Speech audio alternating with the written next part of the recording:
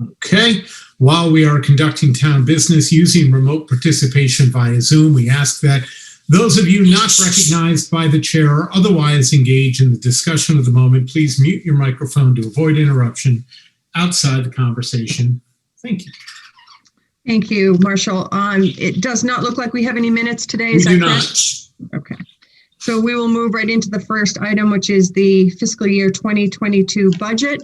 And if I could turn this over to Kevin to introduce the subject and who's going to be speaking first. Thank you, Madam Chair and Select Board. This is the next installment of our line by line, department by department review of the operating budget, version 1. Today we have Donna Rich doing our planning and zoning, who I will also note signed on vacation day. So thank you, Donna. Didn't need to do that, but we appreciate it. And also Glenn from Inspection Services, Gary will be doing highway, snow, ice, parks and cemetery, recreation, and Greg with water department. And I'll follow at the end with stormwater and tree warden. So that all being said, I'll hand it over to Donna. Donna, if you want to walk the board through each of your two budgets that you're representing tonight, that'd be fantastic. Thank you. Thank you very much. So the zoning board and planning board are both level funded. Zoning board, I've just really basically taken and shifted around some items that aren't being used or that I don't use and put them in advertising. The advertising line, just so you know, is to advertise for public hearings, most basically for the warrant articles that have to be posted and cannot be charged to the applicant, obviously. So they are primarily, and advertising cost has gone up, and it fluctuates to depending how many articles the planning board puts before for a warrant article to change anything. This year, they may put one forward. They're working on it, groundwater protection, but that's not guaranteed. I don't know if they will do that. So that's why I'm shuffling the numbers around. Otherwise, it's level funded. Any questions? My salary is paid to the selectmen. Pretty straightforward in my feeble mind. No questions from me. Level funded is a good thing to say to avoid questions. There you go. Donna, great work. It's great that it's level funded, Donna. Nice going, but and importantly, it's not a big. These are not big dollars. Yeah, right. Really, I mean, there's not even 2,500 with both of them. I don't think. I guess the question though remains: if we're able to move things around, is that really because we don't need all the money that's in there? Well, I mean, advertising still is a high ticket item. I mean, unless you want me to find it funding somewhere else, I don't get any dues or publications, or I don't travel. So that's where I've basically moved money out of those areas. Where they came from and why they were put in there originally is well before my time. So I'm just moving them.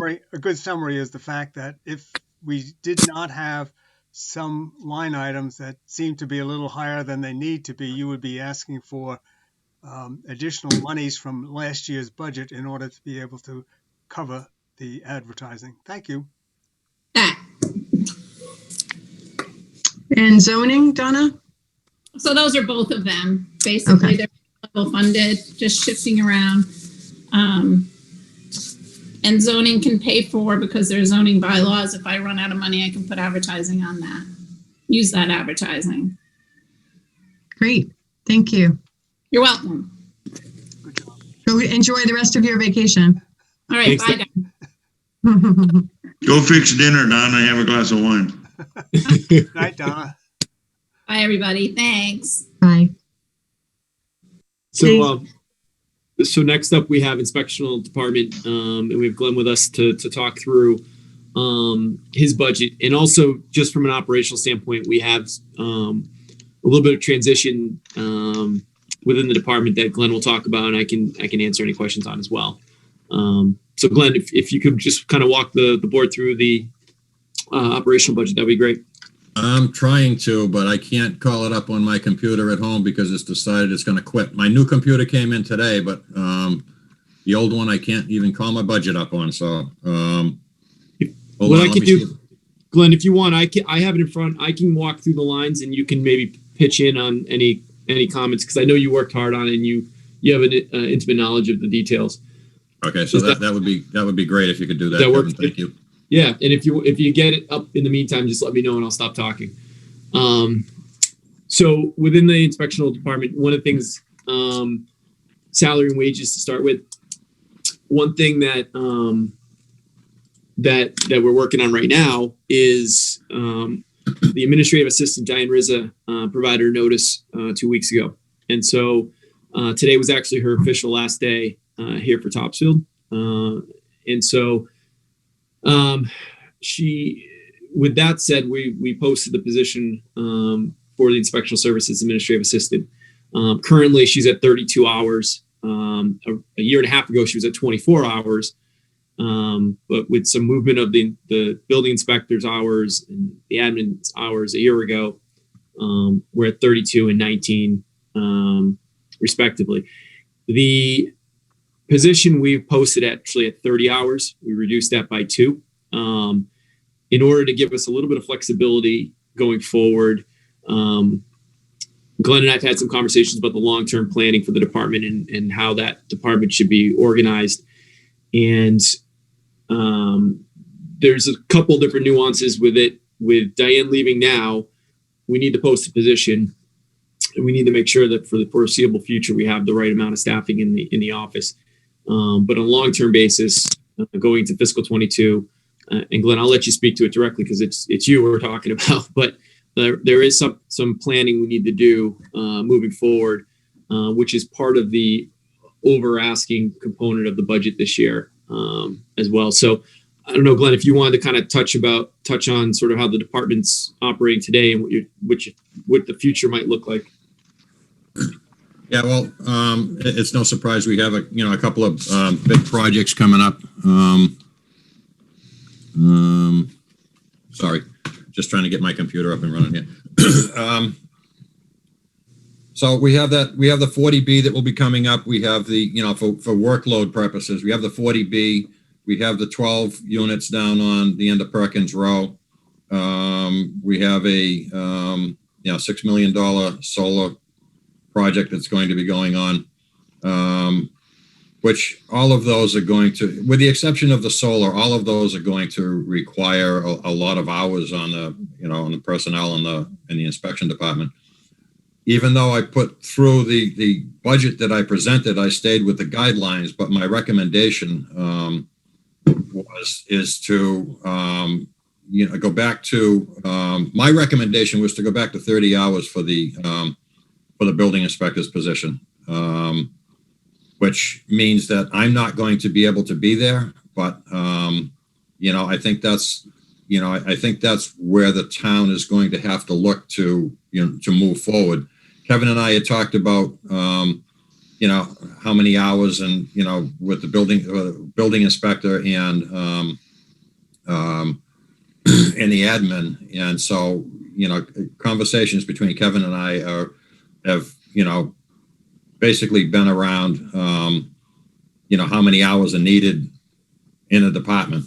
So, what I can say is that, in my opinion, I can only tell you from my 25 years of experience running a department, what I think it should be. And then it's up to, this board and the FinCom to, figure out what they want to do with it, whether they want to reduce, a new inspector's hours from, the 30 that the 30 that it was for 20, well, probably 18 years, and what they want to do with the admin's position. So that those are two things that were added in as, this is unfunded, but this is what I think the department needs.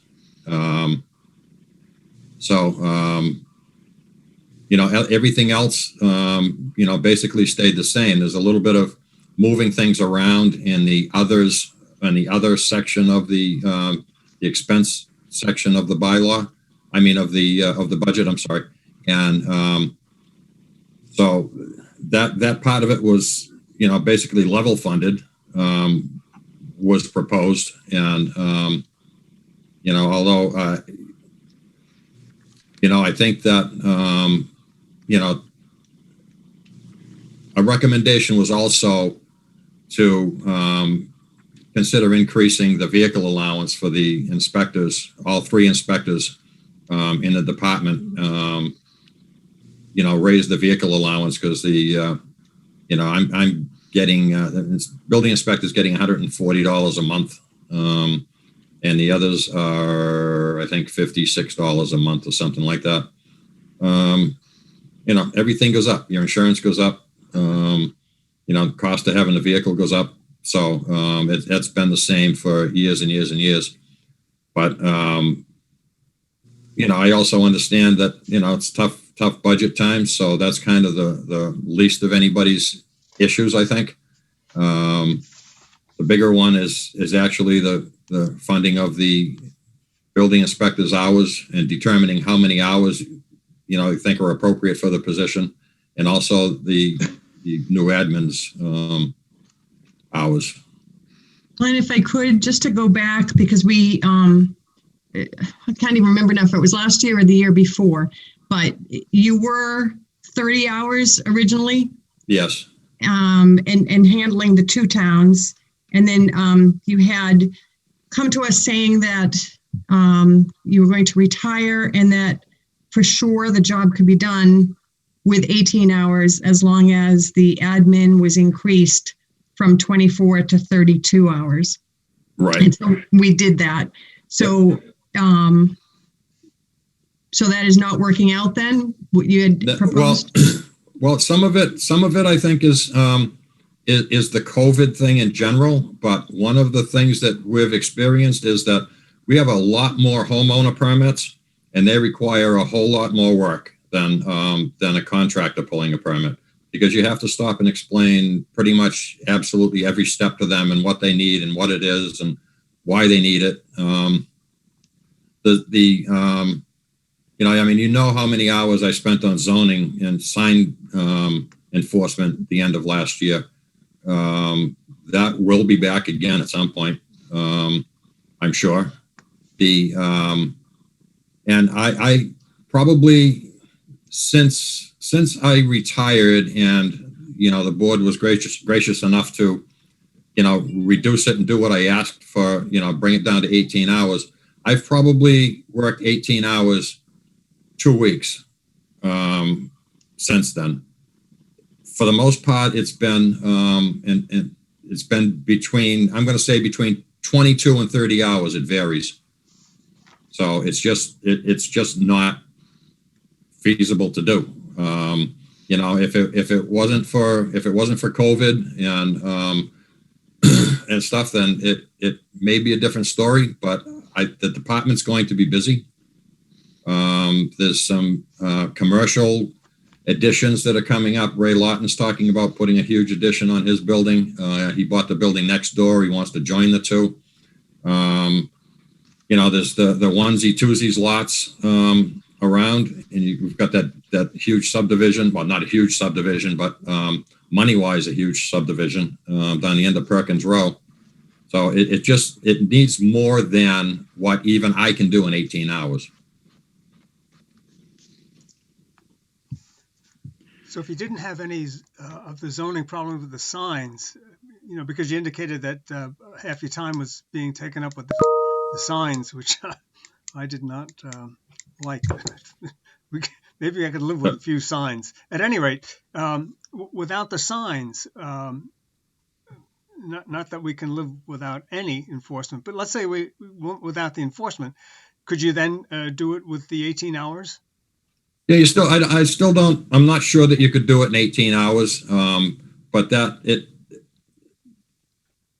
and a lot of it may be because of the COVID thing and homeowners pulling their own permits, Dick. It's just so much more work. The additional work for a homeowner permit versus a contractor's permit is absolutely incredible. Homeowners don't have an understanding of some of them don't even know the difference between a floor joist and a roof rafter, and they want to put a deck on their house, or they want to, put a dormer on their house or something like that, and it's like it just takes up a ton of time. And the reason that you mentioned COVID is because people are more at their home and therefore looking around saying, gee, it would really be nice if I had a deck out here because I could do that while I'm trying to do my work. The kids would be out on the deck instead of in the house. So that's your reason for mentioning COVID in that regard? Well, we were absolutely inundated this year with pool permits, because people are not going on vacation, so they're not spending their money there. So it's changing some of the, I think it's changing some of the values that people have too. And they're, and they're changing the way they're going to do things down the line, because, people are putting in pools that are, $150 to $250,000 by the time they're all done with the pool and the pool house and the landscaping and everything. It's not uncommon to see, maybe $150 to $250,000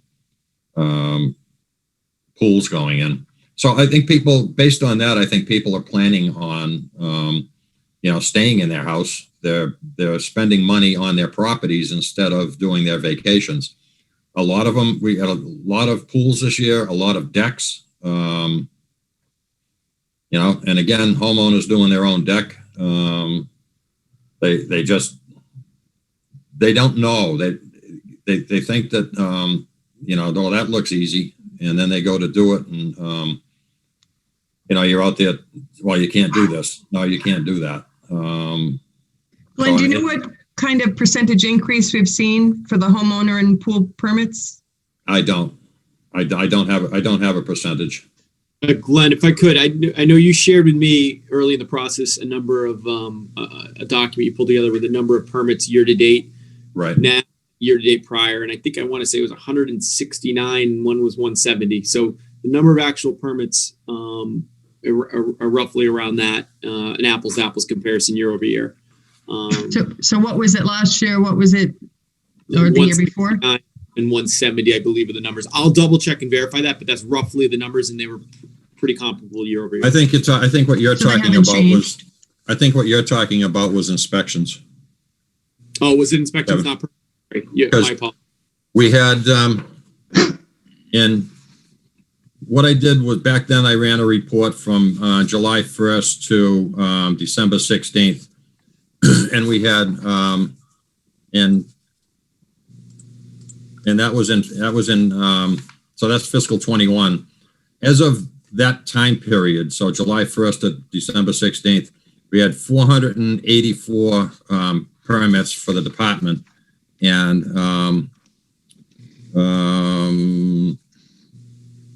we had brought in as 124, almost 125,000 at that point. So, and how did that compare with the prior year, Glenn? I think it was,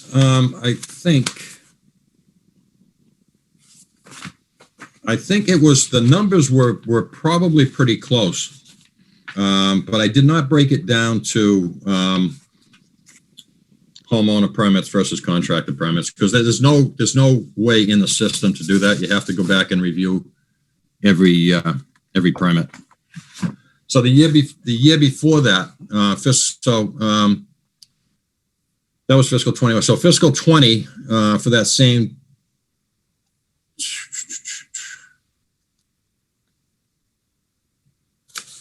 That can't be right. Oh, that was, hold on. So for fiscal 20,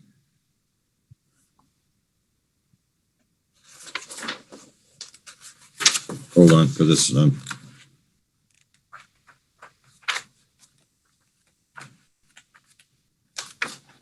I know I have it here somewhere. Well, if I just look at this a little bit, for fiscal 20, you have a bill, an actual of about just under $8,000 for permit software.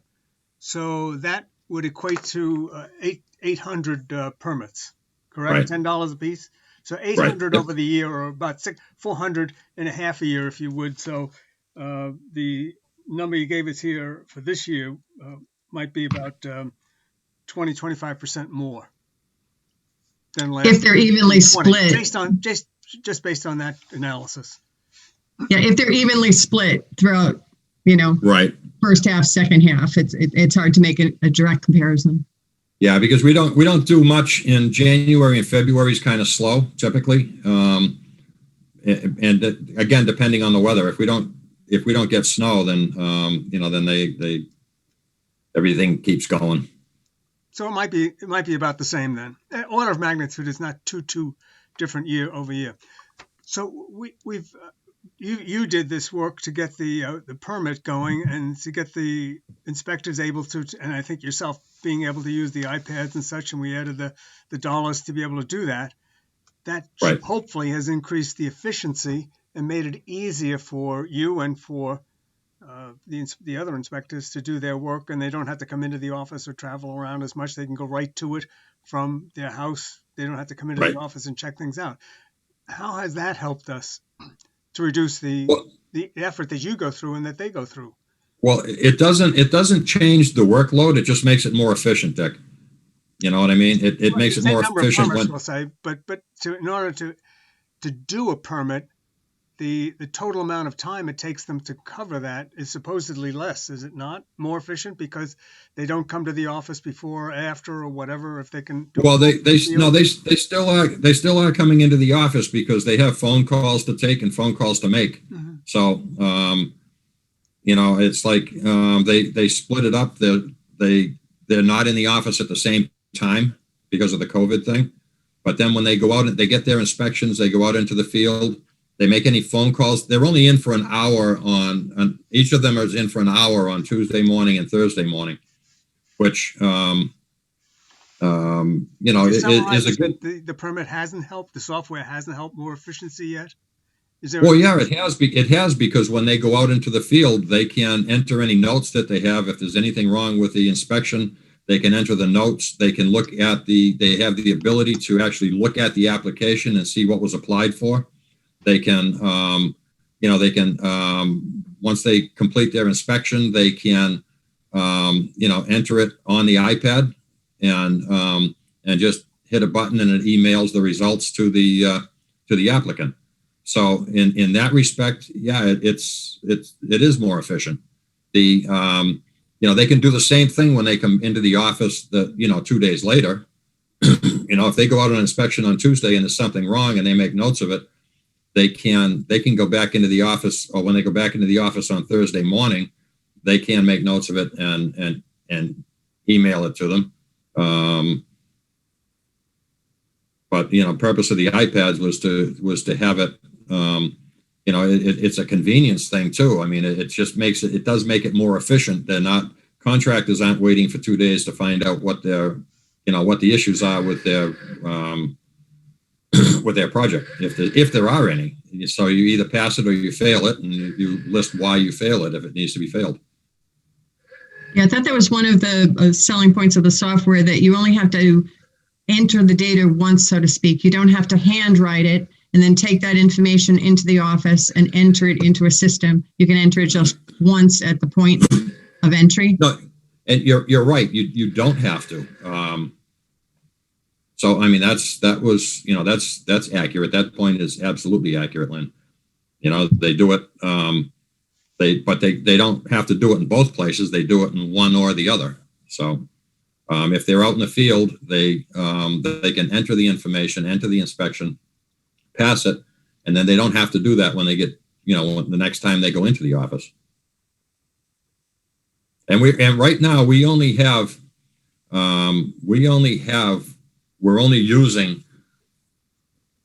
actually using two. And so I think there's a $40 a month fee that I attached to that. But I have an iPad that we got under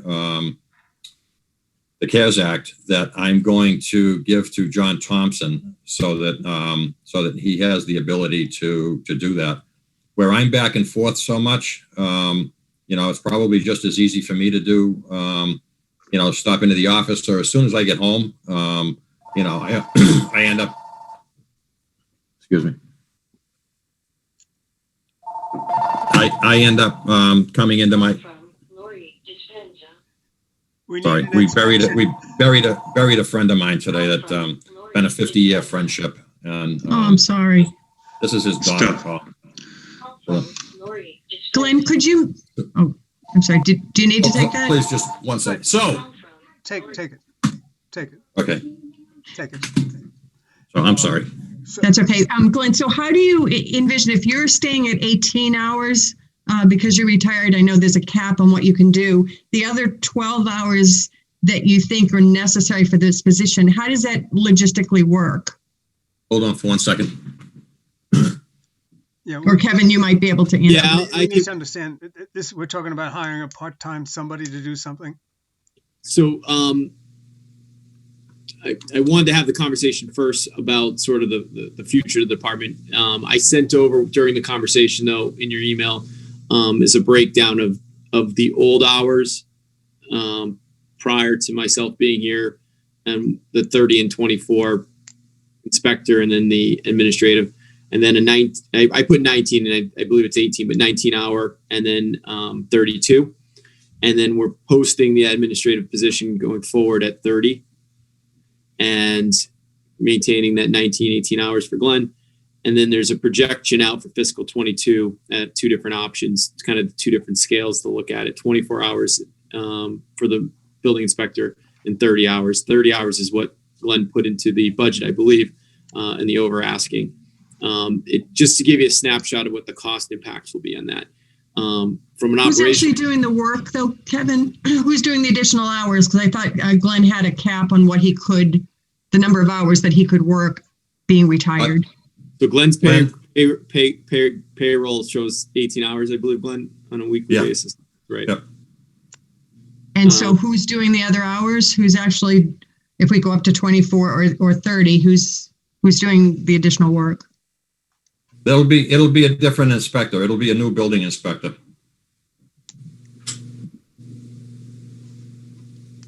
Do you mean it'll be an assistant to you, Glenn, or No, boy. I mean, the end of June, I'm done. Pardon me?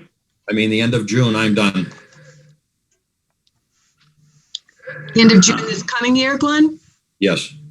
Oh, I didn't know that. 21. And this June, this coming June. In 6 months. Yes.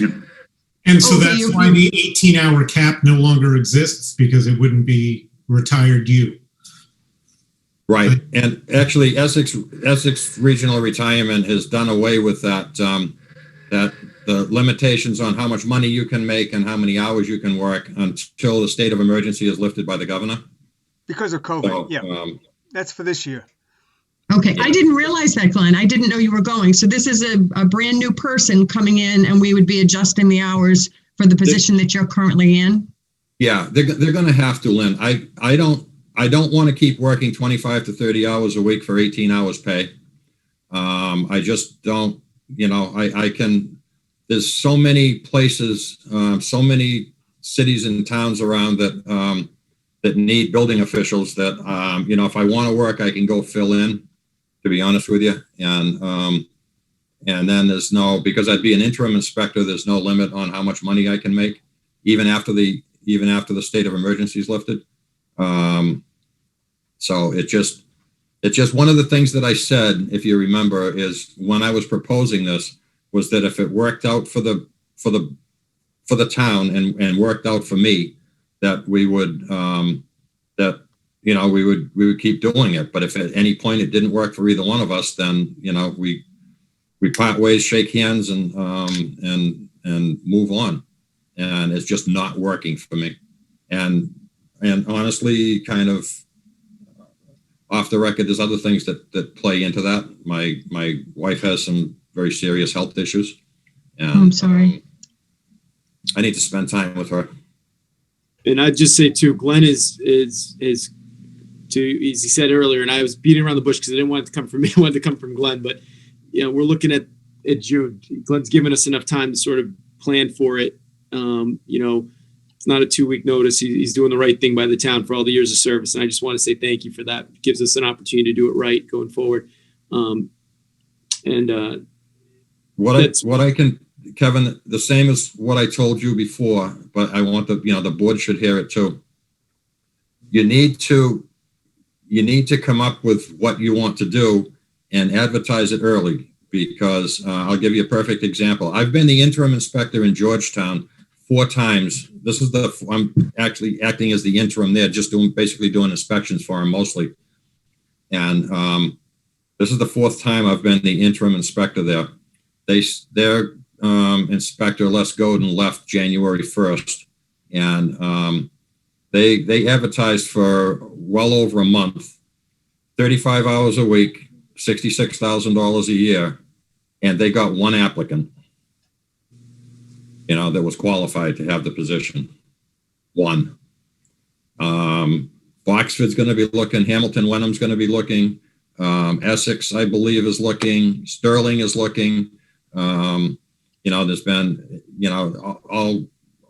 all different places. The state is screaming for people to be interim inspectors and fill in and help out when inspectors are leaving. It's an aging population. We're a bunch of old farts, so everybody's leaving. Some of them are leaving because of what are you laughing at, Gary? So I know, recorded, and he said fart, right? Debbie, did you get that in the notes? Make sure that's properly reflected in our minutes. That's right. Debbie knows me. She refers to me as the problem child, so we're good there. Glenn, why is it such a problem to get people for this position, do you think? In Georgetown, even at $66,000 a year, all right, that's not enough money. And I told them, and I talked to 2 or 3 other inspectors that said, well, the reason they got 1 applicant is because it's $66,000 a year. If they were up around 80, they probably would have had more and more qualified people. So they did have, I guess they had 2 applicants. One of them isn't even certified to hold the position. So, but you kind of dismiss that one because you really can't hire him. No zoning experience, no certification to be the building commissioner or inspector of buildings. Glenn, when you mentioned about the 40B, which is big, and I don't know exactly where it is in the path, and the 12 units at Perkins, do you see that more as a bubble that will calm down after the first year? Well, first of all, those projects, both of those projects are multi-year projects. They're not going to be done in a 6-month or 12-month time frame. That I can pretty much guarantee. They will bring in a lot of money for the town. All right. Hopefully, there's a decent amount of revenue in those projects. Particularly the solar project is a huge thing for the town. So, just that I asked the guy at one of the meetings, what the value of the project was, and he said $6 million. Well, that's a $72,000 building permit fee. So I wasn't sure because I'm not as familiar with when the busiest periods are for you in a build out like that. If the bulk of the work is at the beginning and then some ongoing inspections, or whether it's consistent throughout the multi-year effort. Well, something like the 40B, there's going to be so many inspections out there because the different units are going to be ready at different times. So you may be out there. I don't know how many units they're proposing even. I can't remember. But if you have 20 units proposed, there's probably going to be 20 rough inspections, 20 insulation inspections, 20 final inspections, plus, inspections from the other inspectors. And any, on top of that, you're going to have times that, for consulting, going out there and looking at the project for them and with them. Okay, it certainly sounds multi-year, not just a blip, a 1-year blip. Yeah, that's a decent sized project. It's not even if Kevin, I'm sorry, Donna isn't here, so she doesn't know. But Deb or Kevin, do you know how many units are proposed for the 40B? Like 44 or so. Yeah, it's either 42 or 44, and that's right. Yeah, so I don't even know what the estimated value of that project is, but again, that's going to be a huge chunk of money and a huge chunk of time. Any other You- questions for Glenn? Glenn, you mentioned two 40Bs. Tell me where they are. Which ones are they? That 140B is on Perkins Row. There's only one 40B. The other is the Just development 12 unit. 333 Perkins. Okay, That I one down got at the you. end of Perkins Row. Okay, so the 40B on Perkins Row is alive again? I didn't know it was ever dead. Well, it's been moving awfully slowly. Well, that's because of COVID, though. That's because of the planning board meetings Okay. Okay. and that type of thing. Boyd, it's not that they want it that way. Are you convinced it is going to happen? Oh yeah, I don't doubt it. Okay. I don't doubt it. I think a better thing for the town. I mean, they should have had something that would have allowed two houses on that lot, and they would have avoided the whole 40B thing. I know. But everybody's got 20/20 hindsight. Yeah. A couple more questions on the building inspector's salary. I'm looking at a line item that shows that the budget is 39,962. Right. Is that 18 hours? Yes. Okay. Yeah, but that's because I'm at the very top of the Yeah. I'm at the top of that grid. Yeah, I understand that. top Okay. notch. Okay. The next one is the administrative assistant. I'm looking at a line item that says 43,021. How many hours is that? 32. 32. And that's Diane's replacement? No, that's Diane. Okay. So Diane's replacement should be something less than that because she'll be starting at what I would assume to be a lesser salary than what Diane's making after 3 years. Okay. And they're looking at It makes sense. reducing the hours to 30 from 32. Right. What was that last about 30, 32 again? They're reducing. Diane currently is 30 hours, Yes. and the proposal for the job description and advertisement was 30 hours 32 to 30. We're going down to for the next fiscal year. Yeah. Which you said in the beginning. Anything else for Glenn? Is that Diane Rizza that's leaving? Yes. Today was her last day. Too bad. Well, she had a good opportunity, so it's a positive for her. We'll Yeah, miss absolutely. her for sure. It did. Is that why she's leaving? Yes. More hours, more higher, much higher rate. Okay. Cool. Okay. This the only what I'll say in signing off on this is that it's tough to always just look at a grid or and I get it. I get why it has to be because it has to be structured to the salaries. But what I can tell you is that there's also a value to this position. There's a monetary value to this position. What exactly it is from town to town varies. It depends on workload. It depends on responsibilities. Some places the building inspector doesn't do zoning. They have a zoning administrator, or it's done by somebody other than the building inspector. Example is Newburyport. The building inspector does not enforce zoning. They have other people, but there's a value. There's a value to the position. There's a value to the certification and the knowledge and the zoning experience that somebody can bring to the job. So it's it's tough when it all boils down to $1. It all boils down to the grid. It's just something to think about for moving forward. The position's an important position. It can put you into court or it can keep you out of court. Depends on the inspector's expertise and attitude, and willingness to be able to try to work with the townspeople and the contractors and developers. you know, you get into court cases and they can be expensive. So, you know, as we found out trying to get a dog kennel out. So,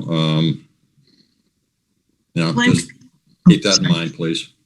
For the gas and plumbing and wiring, those are all at a good level, you think? Well, yeah, everybody's maxed out. Everybody's maxed out. We've worked. Everybody's at the highest level. We're all pigeonholed into that top rank on the grid.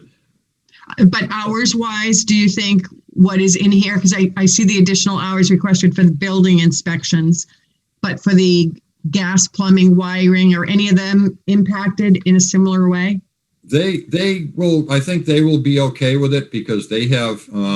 You know, like with electrical or plumbing, they have a rough inspection typically and a final inspection. They don't have the excavation, the footing, the foundation, the rough inspection, the insulation inspection, the final inspection, and specialty inspections in between. I believe they're okay.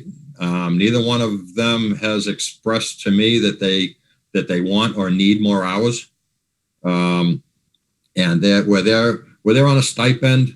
You know, my point to them is, yeah, well, some weeks you work, you know, some weeks you paid for, I think they're paid for 12 hours. Some weeks you work your 12 hours. Some weeks you're going to work 10, some weeks you're going to work 15. So, depends on how much, sometimes it depends on how much they want to get out of their house. John Thompson spends more time in the office because he, you know, because. So. And you'll leave it at that. I'm going to leave it at that. Okay. I don't have any more questions. If anyone else does, anything else you'd want to share, Glenn, that you think we should know before? I think that's about it. You know, I'm sorry to be leaving Topsfield, but I just don't see a way around it. You know, it's going to get a lot busier. It's not going to slow down. During my time there. And again, I appreciate the board's support when we wanted to change it last year. But it's just with the additional work that's going to be coming in, the whole COVID thing and the dramatic increase in homeowner permits. It just is not working. You know, it's not working for me, and it's not going to be doing justice for the town. I don't have it in me to just say, all right, well, I'm paid for 18 hours. That's all I'm going to work. You know, that's not the way I do things. I've done my best to do the job. And it's just turned out to be a ton more hours than I thought it would be. If everything was pre-COVID and everything was just kind of going along at a snail's pace, I can handle it no problem at all, I think. But I don't see that in the near future for Topsfield. If the hours do go up, Glenn, would you consider staying? I can't. I can only do 18 hours. Okay. You know, at some point, whether it happens now, Lynn, thank you, but that would be kicking the can down the road, because at some point they're going to lift the state of emergency, and hopefully it's sooner rather than later. And then, if they lifted it in June, all right, the retirement system is not counting anything that we're doing right now under the state of emergency. So say the governor lifts it in June, then from July 1st till the end of December, I could work 960 hours. All right, and make as much money. I could make to whatever the figure comes out to that they use. Because it's a dual thing. It's there's a money cap, and there's also hours. Okay. So you can work part-time for other towns and go over the. Yeah, 18? because I'm just an interim inspector. Yeah. Boyd, and they don't count that time. When I was going through the whole retirement thing, a year and a half ago. There was 5 different towns that they had to work with.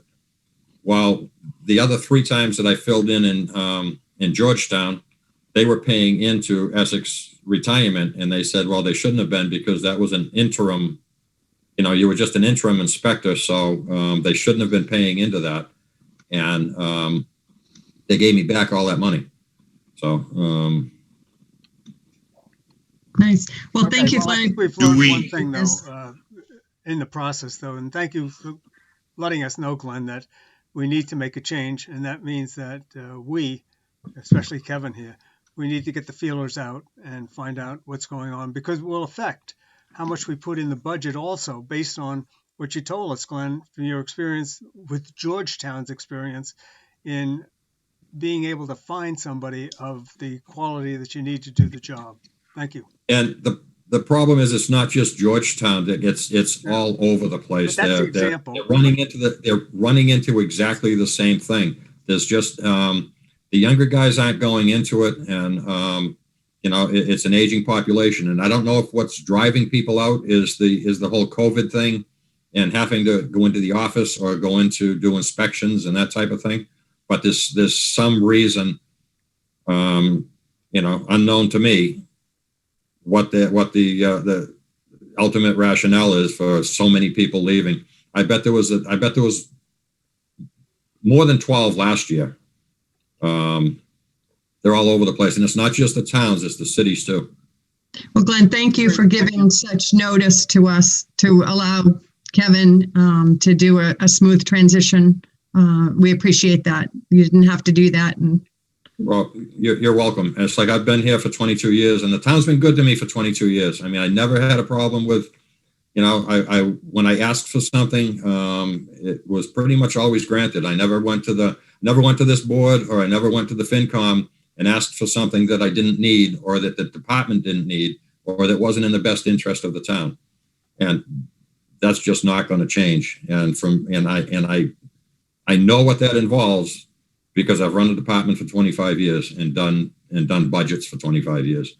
So I know what it needs. It's whether you guys pass it, accept it, or whatever, then it's up to you guys.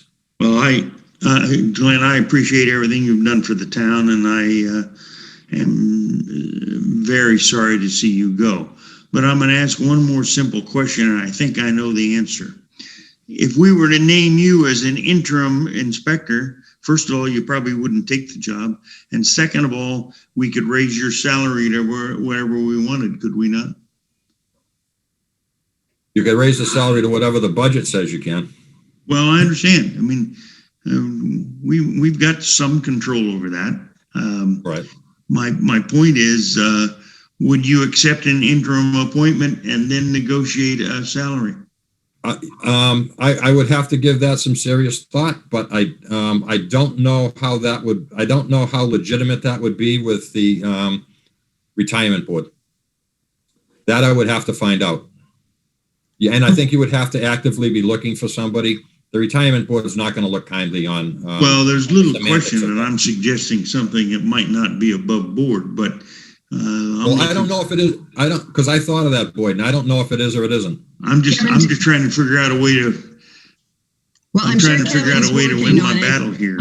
Kevin, did you have something to add? Thank you, Chair. I would just say, because, we worked, I think, very well over the last year. Glenn and I built a really good rapport, and I think part of his willingness to give us a little extra time is partly because we trust each other and we've worked well together. So I'll be leaning on Glenn heavily over the next couple of months, especially to start preparing for that. And fortunately, because of the amount of time we're having, if we're aggressive and we time it right and we post the position in the right way to attract people to it, hopefully we can transition smoothly without having another person come into the seat. That would be the goal. But we certainly should plan for any contingency thereafter, which we'll sort through that as well for sure. But Right.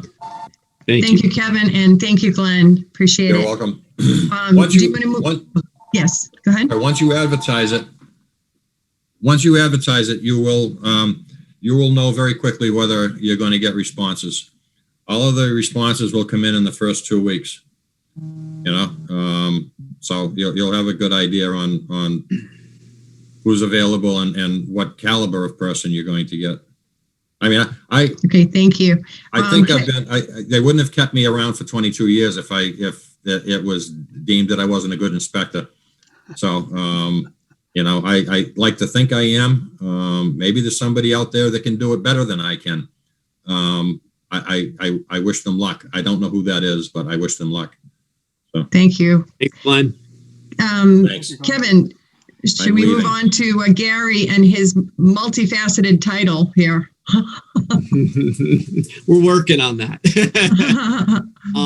Yes, absolutely. So, Mr. Wilds has, as we know, as of January 1 this year, officially wears an additional hat, and that is the Parks and Cemetery Department. And with that, there's that, and this also being the first time that Gary's going through the full process of the highway budget. That we've spent a lot of really good time together, Catherine, Gabriel as well, really trying to dig into the budgets to do right by it. And a lot of kudos to Gary and to Catherine, and also to Elizabeth, our new hire up there. I know she did a lot of work as well, and Greg as well, because we're a team, and Greg's involved with a lot of these conversations. So it was a true team effort pulling the budget together, but a lot of it obviously fell onto Gary's shoulders, and he did a really great job digging in and pulling it together. So without further ado, I'll hand it over to you, Gary. Maybe you want to start with the highway, which you obviously know pretty well at this point. I do. Good afternoon, everybody. Before Gary gets going, I would say we could save money just by shortening his title. That would probably cut down on business card. I have yet to make 3 slashes and 2 ampersands in there. That's a lot of office supplies. I think he's in a race with Donna for longest title. Oh my God. So good afternoon, everyone. We can start with the highway. Initially, you're going to notice here a net savings of how we're splitting out salary in regards to that. We did some cleanup in realigning a few accounts, which ends up being a net savings, a net zero savings. It was just to clean up a few things and move some stuff around that were historical and possibly overspent that I thought now we could move around, and it might be better suited for us in that regard. There is an additional, you'll notice, with the administrative assistant, that will go up. But in the overall line item at the bottom and how this breaks out, there's going to be a net savings below, obviously, level funded, which I was trying to do anyways. But in how we've broken this out with salaries, there is a net savings. And I just point out the breakout on both the superintendent line item and the administrative assistant position represent prorations. Obviously, Gary, we didn't cut Gary's salary by $27,000 for taking on more responsibility. We put a 60-40 split between highway and parks and cemetery, respectively, based on the amount of time Gary's estimating that he'll be spending between the two. With Elizabeth in her as the administrative assistant position, historically, there was about 30 hours of administrative time being spent in the parks and cemetery, 10 hours from Connie, and 20 hours, according to Steve, during our process of determining how we would transition. About 20 of his hours were spent on administrative duties. And so that comes up to 30 hours. What we did here is we split that 19 hours are dedicated to parks and cemetery, and 16 hours are dedicated to highway. Previously, the administrative assistant position was split 14 hours highway, 26 hours water. And there's also a transition with the water hours going up from 26 to 35. Anne Marie, who's historically been the administrative assistant for both departments, she reduced her hours by 5. She went from 40 to 35 as part of the transition. And so a lot of moving parts. And I know I did send out that document yesterday evening. I'm not sure if you folks had a chance to review it, but that might help follow sort of the different changes. But there is a lot of overlap between highway, parks and cemetery, and the water when it comes to the salaries. But Gary's salary ultimately it comes out to, I think, a $108,540, 580, something like that as a total. And that again is split 60-40. Everything looks pretty straightforward. In the case of the administrative assistant, so that line item, what is it, 141, that is for two people, but part-time because they're sharing it with the other departments, correct? There's two bodies, though, that are salaries and wages. It actually represents one. So with Anne Marie, historically, she's on paper been doing 26 hours. The reality is she's doing about 35 of her 40 hours were really being put towards water in recent years. And so what we did is Anne Marie's wages is now 100% dedicated to the water. Thank you. This represents just Elizabeth. Yeah. This is all Elizabeth. Okay. Yes.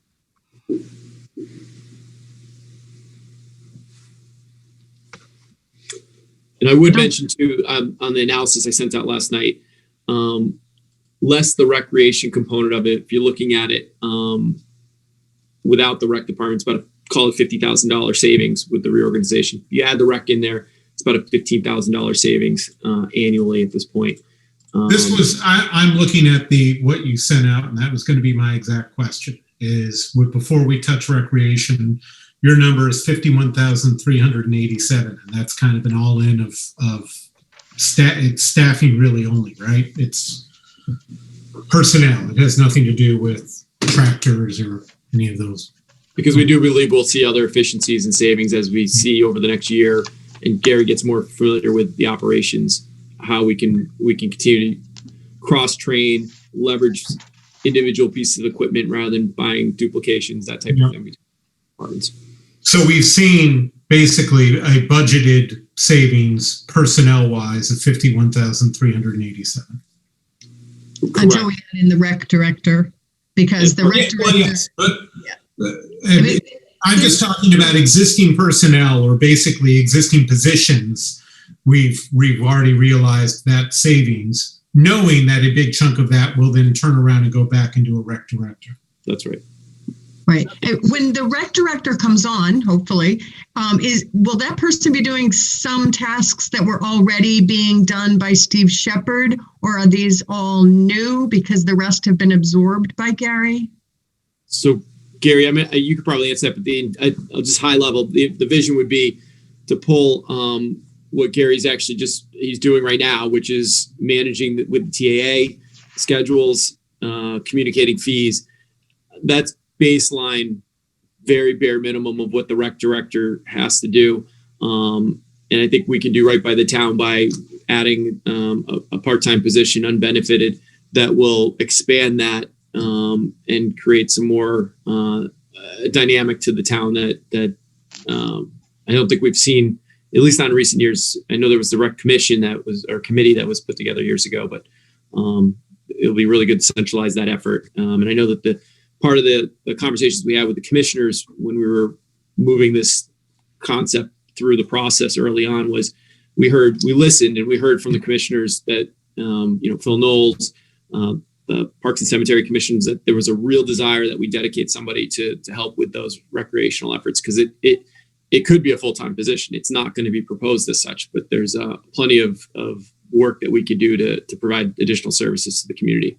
And I would point out that I assume we know Gary's plate is quite full, and think how limited recreation actually is right now. I mean, the amount of actual recreation that's going on is exceedingly limited, because none of these sports are playing. We didn't have a soccer season. I don't think there was much football. We didn't have softball. So as those things actually come back into being, I don't think we'd have any choice but to have a rec director.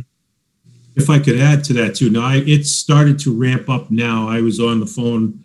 I've been corresponding back and forth with the president of TAA and back and forth with that stuff with billing, what they've done in the past.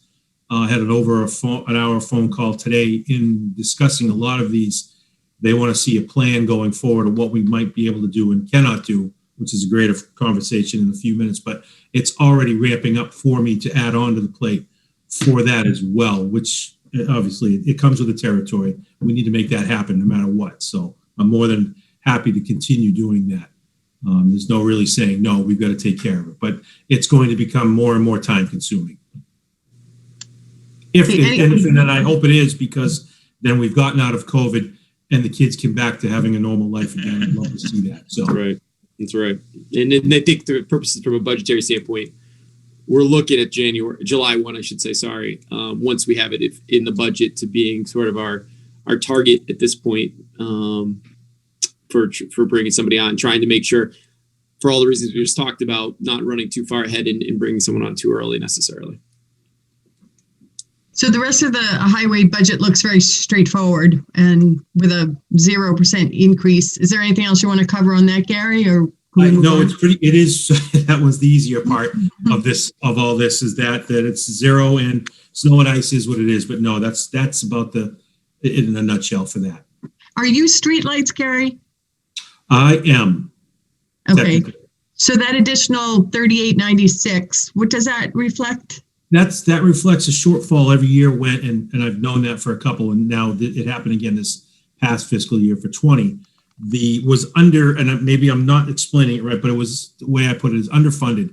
So our 12-month pay period each time, we had to look for a reserve fund transfer to pay for that.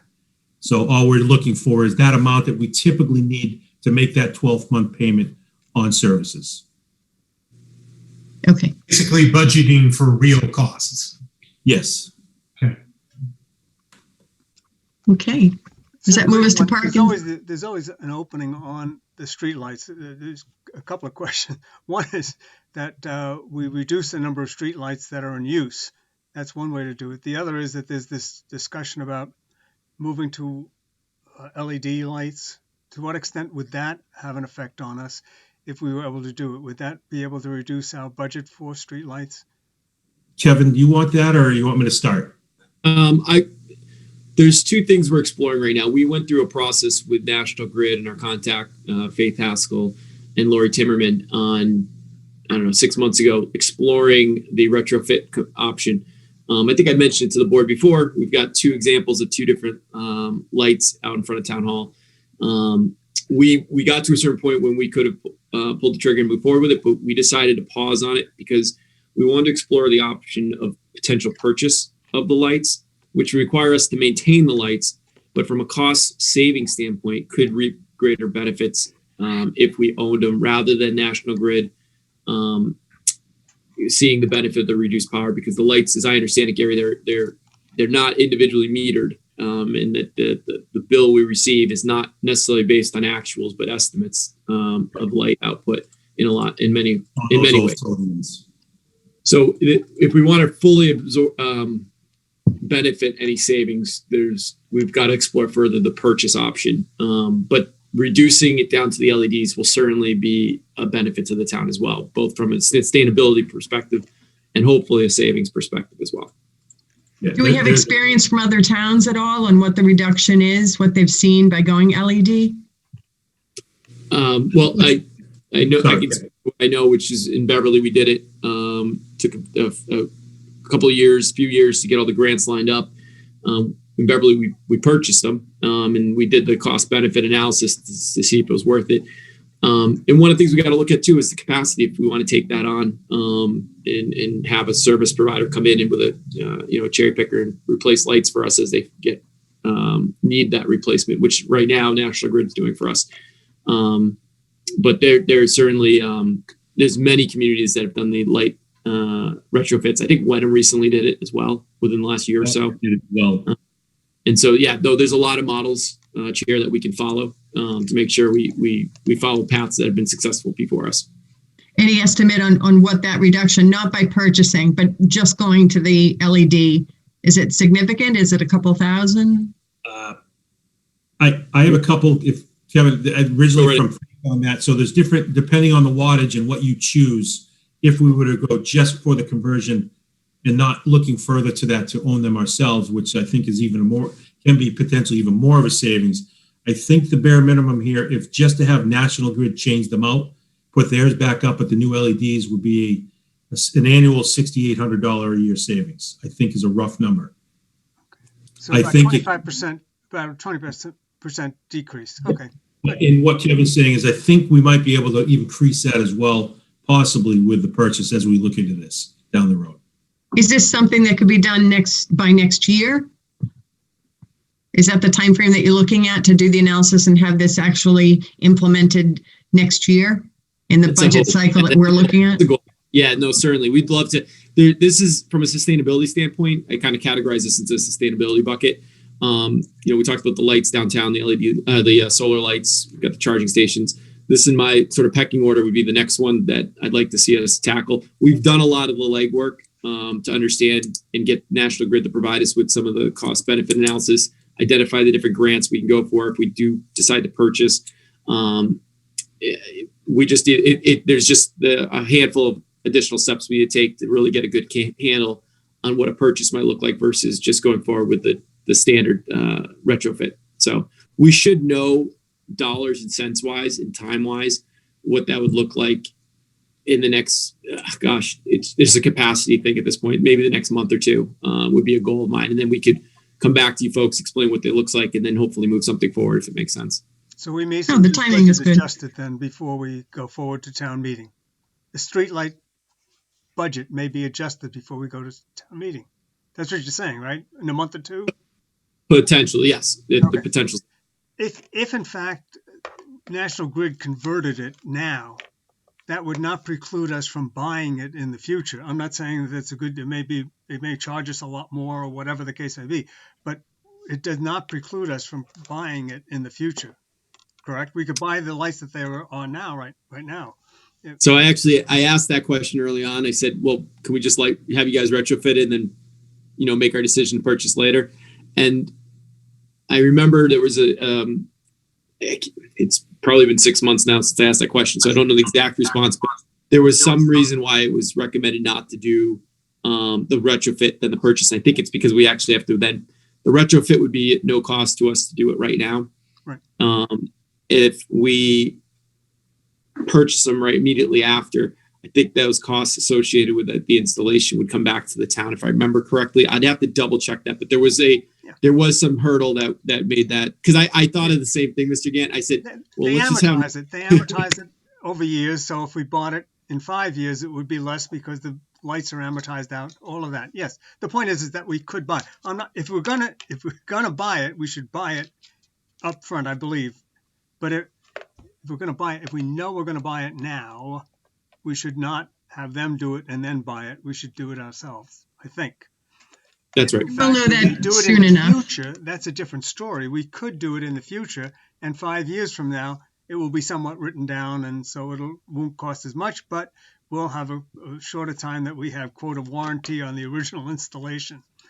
One of the things that we do want to be careful of, though, I think, is the condition of the quality of the lights from the color of the lights. I think that's an issue.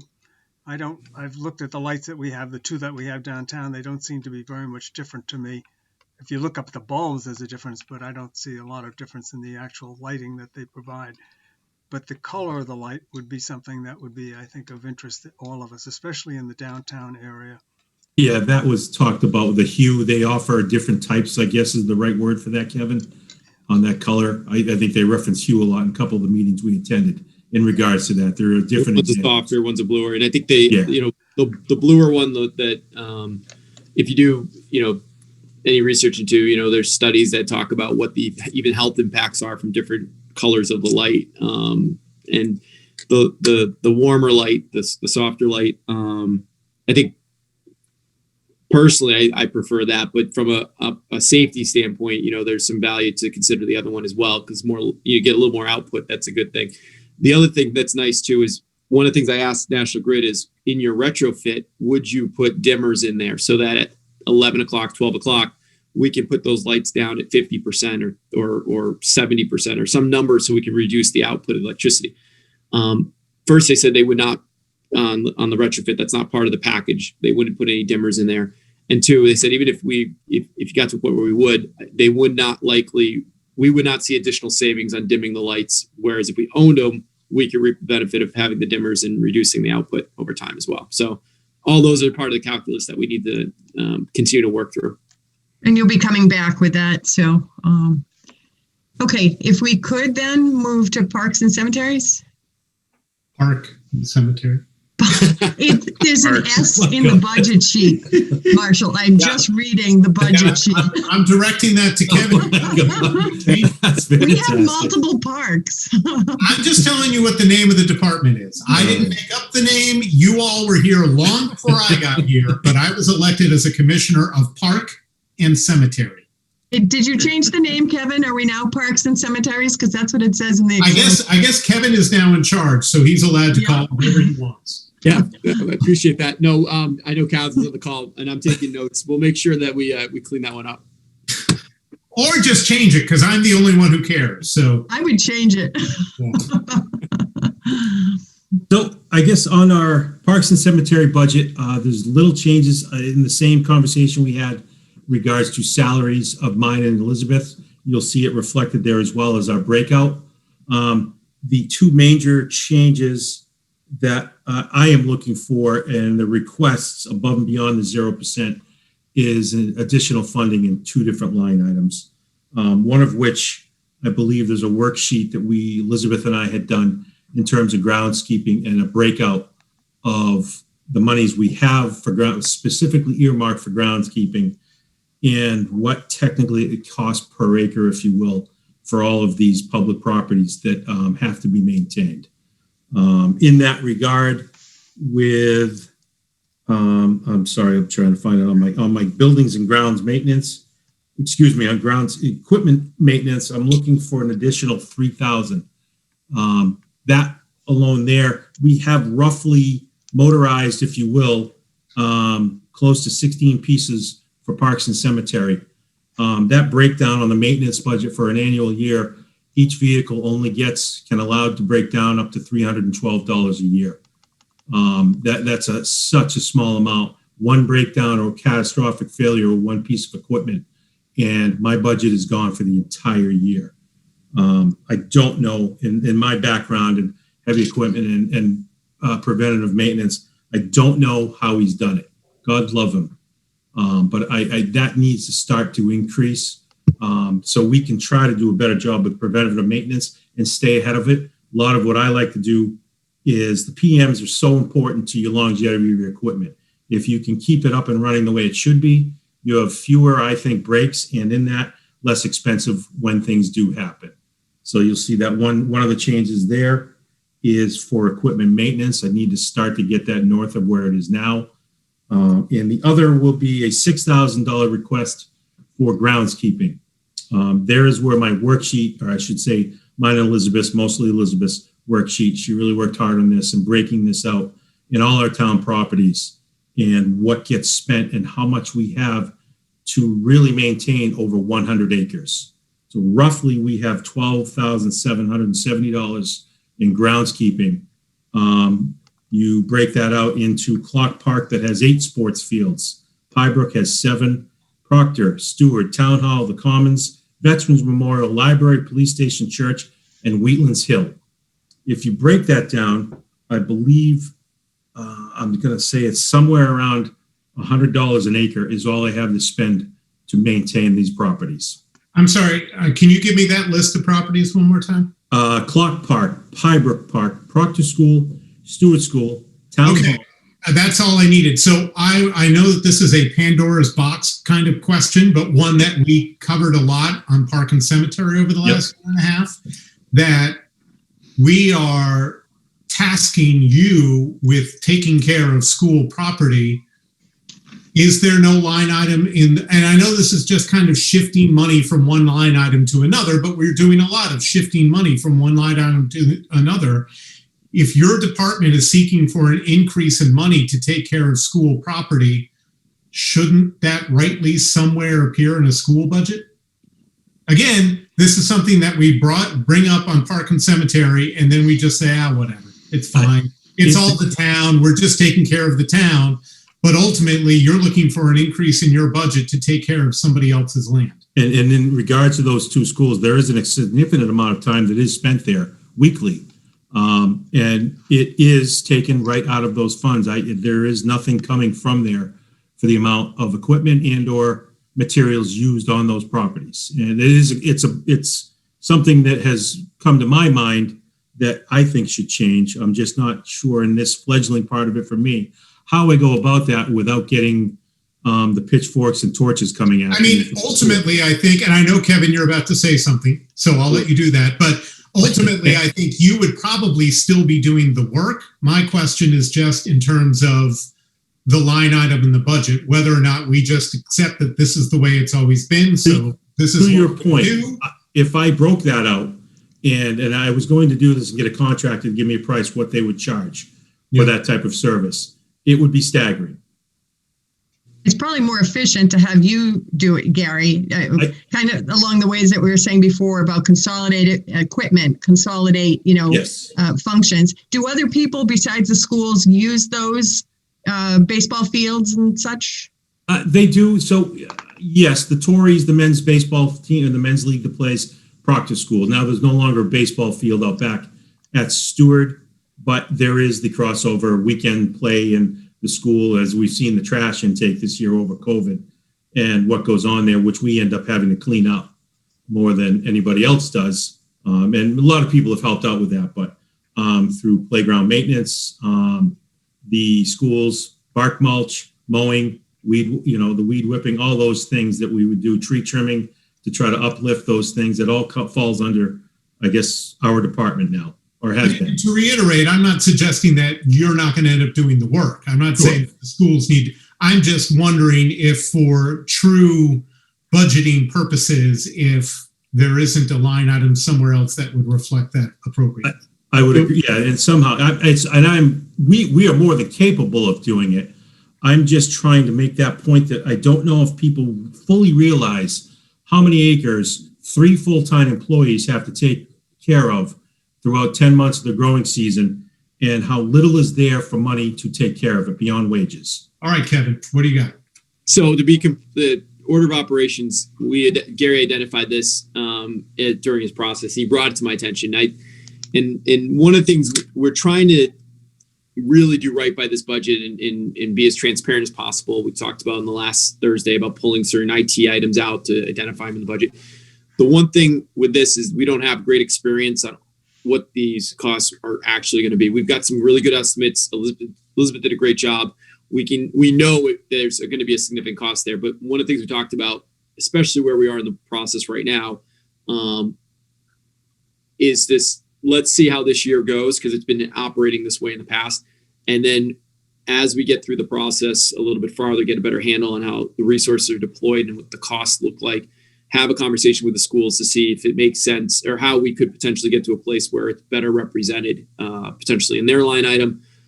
To your point, Mr. Hook, is that the likelihood would be then the money just basically comes out of this budget, goes into there, which could in essence potentially hamper our ability to be flexible within those numbers anyway of how we do things. But I think there's a way to get there to better represent the numbers, even if it's breaking out this number into a school line item out of the general grounds funds potentially. There's ways. Listen, I get that the schools are probably more taxed in their budget than any other department in town. I get that. And so this is not me wanting, to punish the schools or anything. I just know that as we are looking at, and this is my first time in this process, but every one of these budgets has a lot of just kind of adjusting things to make it more reflective of what actual costs are happening and where they actually are happening.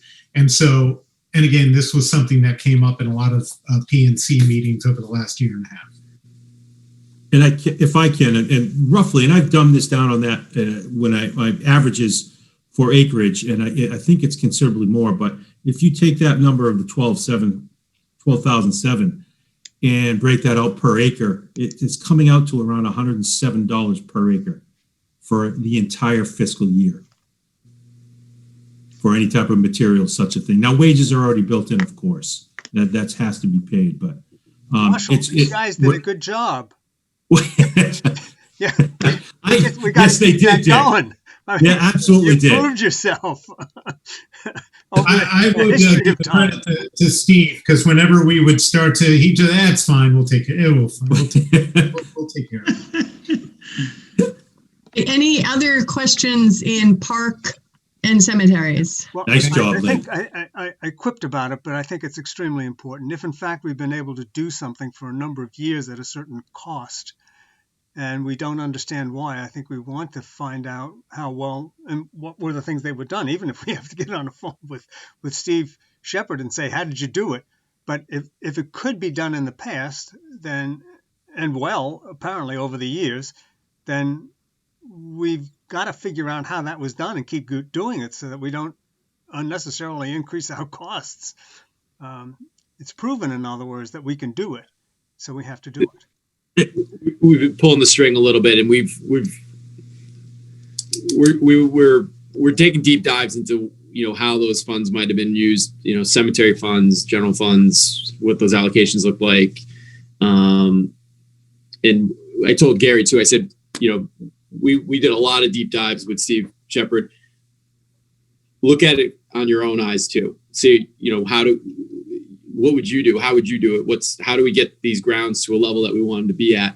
One of the things I'll mention too is that in the initial probe of how do we, just generally, how can we do better? Not that we need to do better, but that we always want to strive to be better when it comes to grounds, whether it's the common, whether it's ball fields. A couple things we talked about and we worked with the TAA on, for example, was trying to identify a single field which we could dedicate resources to basically come in and just, foul line to foul line or end line to end line, basically redo it, make it beautiful, and then be able to maintain it going forward to kind of have a flagship location that we can use and every year try to chip away at those. There's a cost to it, and that's what that 6,000 represents specifically in the over ask.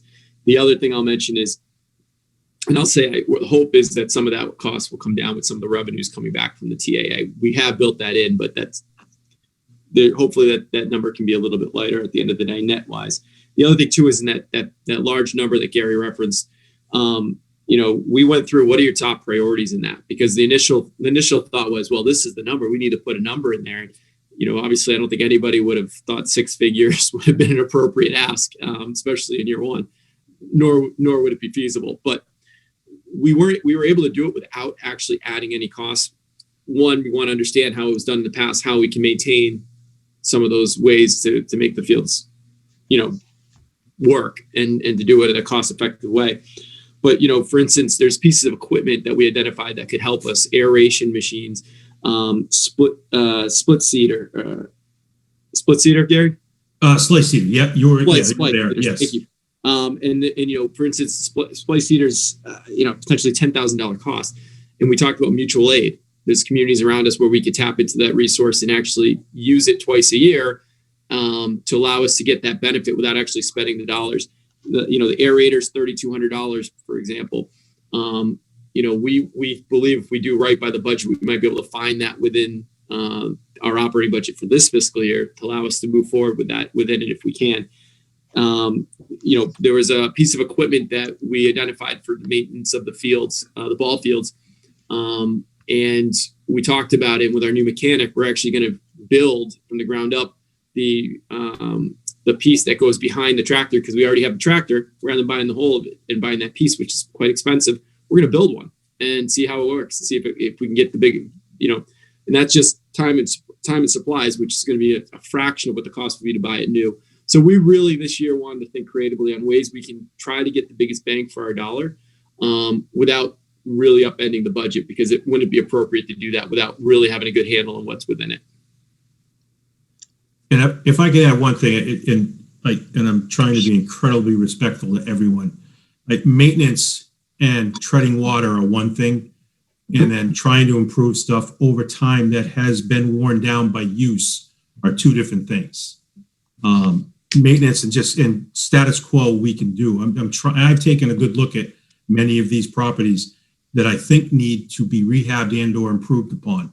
It's just over time and usage for decades, and that is where I've seen, and maybe I have a higher standard and it's unrealizable, but to me, I think this is where I struggle with this and what I think should be done, and obviously in what's been done. And I'd mention one last thing with the transition of the departments all falling under one centralized department, one person at the end of the day with the subgroups underneath. We've already been leveraging cross-training and utilizing different staff for different things. So in different periods of the year, as I understand it, certain departments might be a little bit busier than others. And so by potentially using some of those resources at other times of the year, supporting efforts when it comes to grounds, for example, we'll be able to get a little bit ahead, even though we have three full-time people. If, for 3 days, we've got a couple of guys with time and capacity, we have maybe 5 people who can help us get ahead on a couple of those fields too. So we're trying to leverage look under every rock and leverage every piece we can to get the biggest bang for our dollar, for sure. Gary, your point, I think, is spot on some of the properties. It's like any other asset. You can keep up a bare level of maintenance on an area, and at some point you need to put in some additional funds to bring it back to the level it was maybe 10 years ago when you started. And I don't think we've ever had the luxury or the money to do that. And at some point you do. You have to face up to the condition. Yep. And I get that. And it's always, that's the deciding factor here. I have, my memory still serves me. So growing up in Topsfield and seeing how things are and doing things in a certain way, I guess everybody has a different level of expectation. Some have said, well, that looks fine. I'm like, well, no, you're driving by at 45 miles an hour. Stop and really take a look.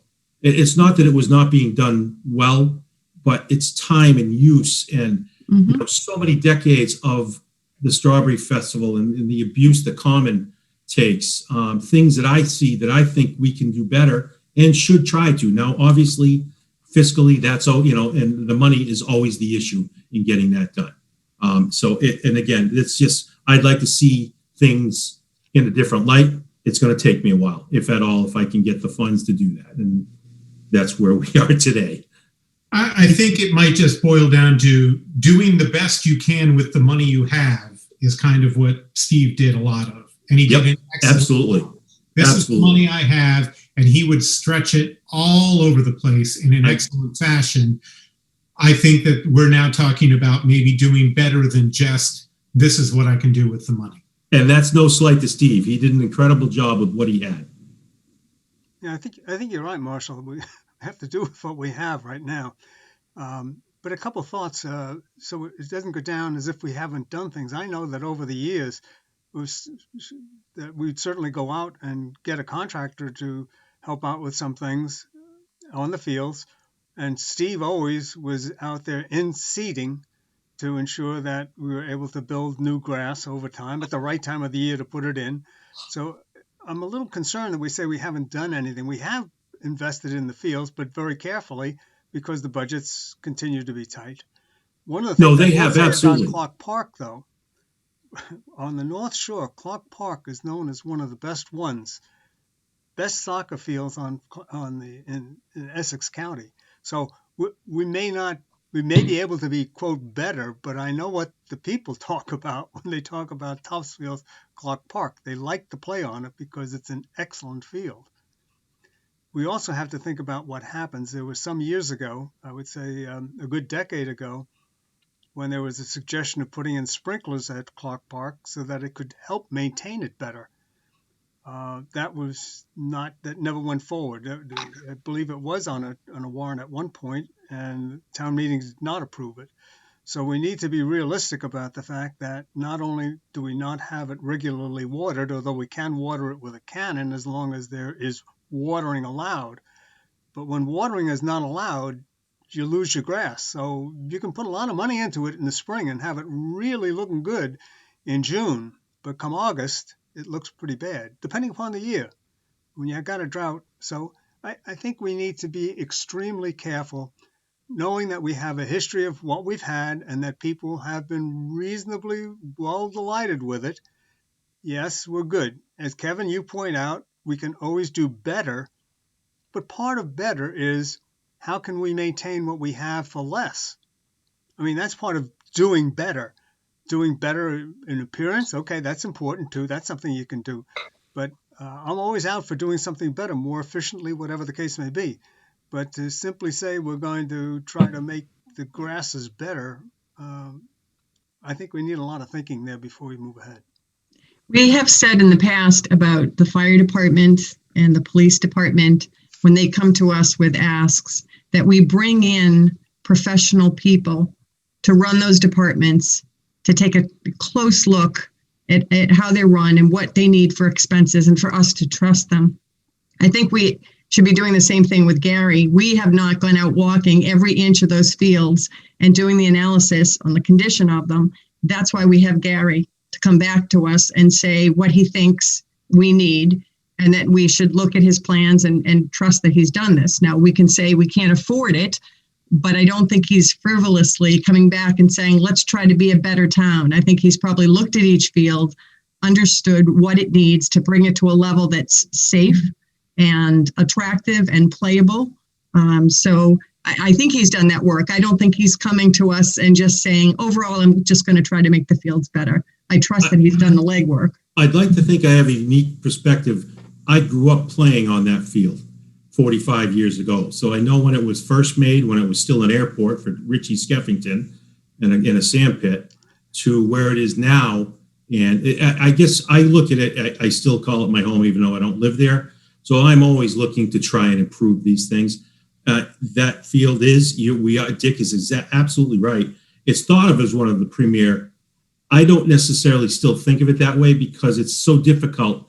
We can't use water too often. So you're at Mother Nature's whim on when you try applications and hope that they take. That's a struggle in and of itself because we can't get water down there. But I guess I do still look at it as my home. And I'd like to see, I guess, where I would want it if I'm playing on it still. Maybe I look at it as a child or an athlete's perspective still in those kinds of things. So I always want to see if I can't do better, but that's my personal nature. Well, I agree. Move things around on the budget, to some extent. Maybe we give up on another field and let it go worse and take some of the money that would have been spent there and put it on Clark Park if it needs to have it. I mean, that's well taken. Sure. We should take advantage, as you say, Lynn, of any consultant that will come in and give us ideas. Let's do that. As somebody who has within the coached budget on virtually every soccer field in Essex County over the last 10 years, I can tell you that it's a good field. It's maybe even a pretty good field. It is not a premier field in this county anymore. It just isn't. So that's an outdated point of view. I'm not saying that that's our fault and we need to fix it all and this is what we need to put all the money into. I'm just telling you that the fact of the matter is it's a good field, above average field. It is not one of the best fields in Essex County at this point. I appreciate what you're trying to do, Marshall, and Gary. I know that you'll try to improve the stuff. My opinion is if you guys have ideas about what you can do to improve the fields, and if it costs extra money, come back to us and see if we agree to put it in the budget. Well, I think that's kind of what we're going to have to discuss over the next couple of weeks. So I don't know, to Boyd's point about seeing some of those plans, maybe Gary, you have something specific. Something I do now. This is. I think Gary's so damn busy right now. He doesn't have time to think much about. Well, no, I can stay up late. But to everybody's point, it's not. I don't want to pigeonhole just Clark Park. That ask is the entirety. You need to break it down and realize, take every public building. How it looks or how it doesn't look is solely dependent on that money that we do and don't have. If we do flowers, what type of treatments? Can we fertilize there? Can we try to make it a little better? Break that out, and that money that we have, over 100 acres or all of these buildings, that's that to me. I break it down to that. How do we do that for that much and get the best bang for our buck? Knowing you as well as I do, I'm sure you're going to be constantly looking for ways to do that. Okay, and that's super. That's a great deal. But if you need more money, you got to come and ask for it and make your case. Sure, I have to start somewhere. So that I thought was real in my mind. That was starting on the low end and trying to build what I'd like to see for myself. That's all. And don't let Mr. Wilds fool you. I'm convinced he does actually lay his head down, probably in a cot or at his desk most nights at this point because of all the hours he's putting in. He basically lives there. I got an office chair with a headrest. We can also debate this at other meetings before we finalize the budget. But if there are any other questions for Gary on this one, otherwise we can move on to the next area. I'm ready to move on. Great job, Gary. Thank you. Thank you. Good job, guys. Is there anything separate, any other areas, recreation that are, Gary? No, it was, there was a couple things. I just did a couple of realignments of an account there. Nothing, it was just Okay. a net zero. So no, on that. Okay. The great. only other thing, I don't know if you need me for the landfill. Landfill. Yeah, just real quick on that. You could probably give an update. Yeah, on go that. ahead, Kev. Yeah. Well, we last year there was some built-in costs associated with an application to DEP to reduce some of the required monitoring at the landfill. Gary's been working closely with Weston and Sampson, who was our consultant on that, and so I guess I'll just hand it back over to you, Gary, to give the specifics on that, because we've reduced a couple of the line items there, or reduced one of the line and added a little bit in. We did. We added the flare maintenance supplies, as you see. That's an reallocation that was in the general operating of the Parks and Cemetery. I got to keep the department straight. Budgets to move over. It seemed like that was a more appropriate spot for that. That may go away again as we have these conversations next year. We're still waiting for the permitting on that as to get rid of the flares. We're waiting. Hopefully that does get approved by DEP. So there is that we moved over from Parks and Cemetery other budget and put into the landfill, that 3,600. There's another savings. The 8,300, I believe, is the net savings. That was for permitting that was put in last year, as it's explained to me, for the permitting to try to get the removal of, if I'm saying this right, Kevin, the flare monitors themselves is how that goes. So that was that fee for last year. That does not have to be included again. So that's a net savings there as well. That's not the 8,000. That is the, I'm sorry. The 8,000. That is the 8,300. Okay, fine. Yep. Okay. So there were two things last year, though. The concern about having to do additional testing, PFASs or something like that. Where are I think that was for the arsenic, Mr. Gale. Arsenic? I think that was for the arsenic, I think, for Wilmore Road, where I think that was what that was for. Okay. So what's the status on that, though? Do we have to do it? Or do we get by not doing it? No, I believe we can get by not doing that. Thank that you. report. If we don't have to do it, that's fine. Yep. Okay. So based on the fact that the state hopefully is going to decrease the amount of this gas monitoring, taking care of the gases and that, are we able to reduce what Sampson is going to charge us? Weston and Sampson will charge us? At the moment, it's for what that has been annual, I think, going forward. Now, this time next year, I think that possibly could be a topic of conversation as to what needs to be going forward. Now, if we get the flares removed and they go to just a naturally aspirated vent, then I think some other conditions may fit. This stuff is more that I have got to get into as we go forward, and whether or not that starts to come down, I still think there's going to be a fair amount Weston and Sampson and monitoring this is still going to have to go annually with us in that regard. And I know there'll be some testing, other types of testing possibly coming. There's no mandated testing yet by DEP. I don't even want to bring up the little word that's been hot topic lately, but that will come up some point. It's not, believe it or not, it's not mandated by DEP for these landfills to test yet, is PFAS. Thank you.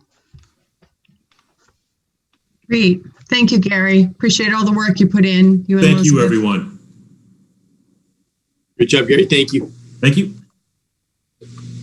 Okay, Kevin, water. We are up with the water. Yeah. So this is the first year, similar to the highway in Parks and Cemetery, that we're working much closely, I should say, with the departments on their budgets without the commissioners. Greg's done a great job of putting this together. Greg was actually, I think, my first meeting I had, and I already had his budget in tip-top condition with some tweaks out thereafter, of course. But I'll hand it over to you because it's it's a pretty straightforward budget, but there's some conversation obviously about the PFAS that I'm sure we want to touch on as well. Hello, everyone. I'll start off with wages. The laborers full-time had a new rate. It went into effect this August. So that goes back a couple of years, fiscal year wise. So there's a bit of a bump there. For clerical full-time, I think as you discussed earlier, Anne Marie's water hours are going up from 24 to 35, and 35 is kind of historically what she has worked for us, even though the highway department was kind of subsidizing us for a while. Outside help labor is going down a little bit because the water leaving the plant doesn't have much manganese in it. We're going to cut back the hydrant flushing from twice a year to once a year. And there's also some reductions in overtime because of that as well. And now that we have a waiver to run the plant in automatic, we're saving on some overtime expenses. So that's why those are going down. In the other section, the gas line item is going up to reflect the heating expenses for the water treatment plant. Also, the security expenses for the security and fire alarm system monitoring is going up because of that building. Water testing is going up because of we're now required to test monthly for PFAS. The budget we have this year was built on quarterly testing. We also are going to have to send out regular public education materials because of the PFAS levels that we have. So both postage and printing are going up accordingly. Gasoline was being reduced a little bit just based on historical use. And water treatment supplies, we joined a consortium, so we were able to get some better pricing on our water treatment chemicals. So that's going down to reflect that. The unanticipated emergency is going down quite a bit. This line had some potential labor expenses built into it for this fiscal year. In the event that we didn't get the waiver for the plant, we'd have to staff it whenever it runs. So those funds are being backed out because we do have the waiver now. The Enterprise Reserve Fund is being put back up to where it typically is. And these debt numbers reflect our debt payments prior to the refunding that was just issued. So those will go down a little bit. I think about $10,000 or so. And that's pretty much it for the water budget. It's not a lot of changes, but some of them are, I think, pretty meaningful. And overall, if you look at the very bottom line, it's just under level funded. Nice going. Which is good. Good job, Greg. Great. Any questions from anyone for Greg? That PFAS is a hit. 19,000 for testing, another 5,000 to advertise and communicate. And that's not the capital side of things. So. It is the testing is expensive, but it's you need the data if you have to build a plant. We had the benefit of over 10 years worth of testing of manganese when we were looking at building the plant we have. So it comes in useful in the end for a variety of reasons. Yeah, great. Thank you, Greg. Any info from the state about monies for helping us evaluate this PFAS? We haven't heard yet. I think we're probably going to hear in February, hopefully early February, because of the work has to be done by the end of June of this year. So that's what your note says anyway. It says the end of January, beginning of Feb. Okay. Yeah. So I think it's from what I hear, it's a pretty good shot. I think we are probably one of the few applicants. They had the similar grant opportunity last year, and a number of communities each got about close to $200,000. But they were the ones that have wells near former military bases, near airports, and they knew they had a PFAS problem, and they needed to fix it. So they got the first round. This round, I have those people that got the money for the last round aren't eligible to get any funding for this round.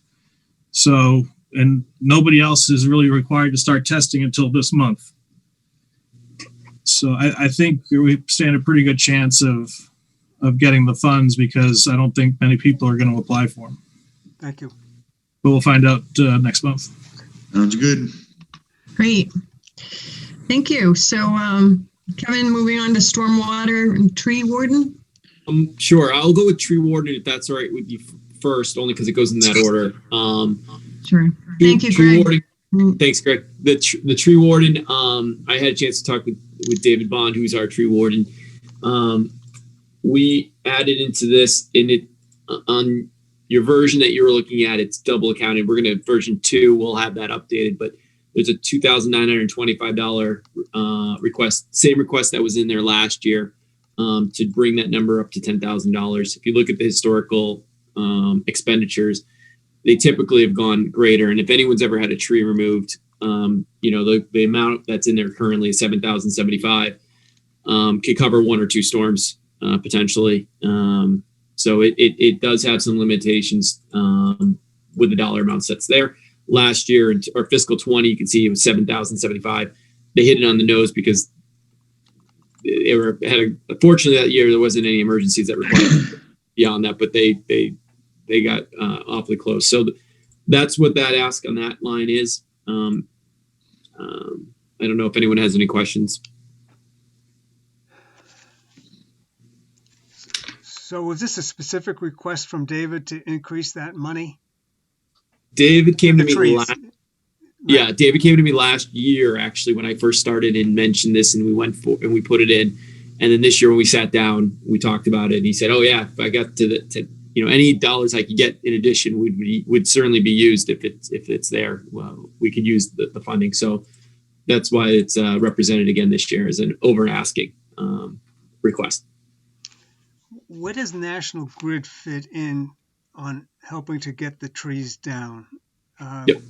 I'm interested in perhaps getting a report from them, to come by to the Board of Selectmen, maybe at a working session or something, do it with Zoom, to let us know what they've been doing, what else they plan to do, and what they would, quote, like to do perhaps, but they're not planning to do, whatever the case may be. Yep. So very interesting to know, because I've had this down as part of discussions with the board in past years. I think it was a goal 2 years ago to provide some money to take care of these trees.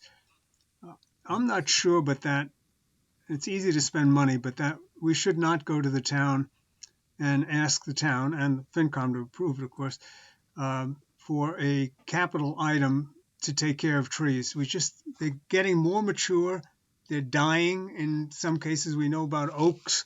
They hollow out in the center, and they're beautiful until they come down. And when they come down with a big bang. I've talked with David over the years, several years ago. He said he's got 50 trees on the list of those along the roadways that he didn't see National Grid responsible for, that he said he's watching because they're in tough shape. So I'm very interested in his request to go with more. I understand that, but perhaps rather than trying to almost do it in a budget, put it in a bucket of something we need to recognize that the town is maturing, and so also are the trees and some of the forest things that we need to deal with. Sure. So National Grid, in April, they'll be coming in and doing some tree trimming, and if needed, removals in certain locations. They're on a 5-year cycle, typically with pruning and tree adjustments. David's working closely with them on identifying which trees.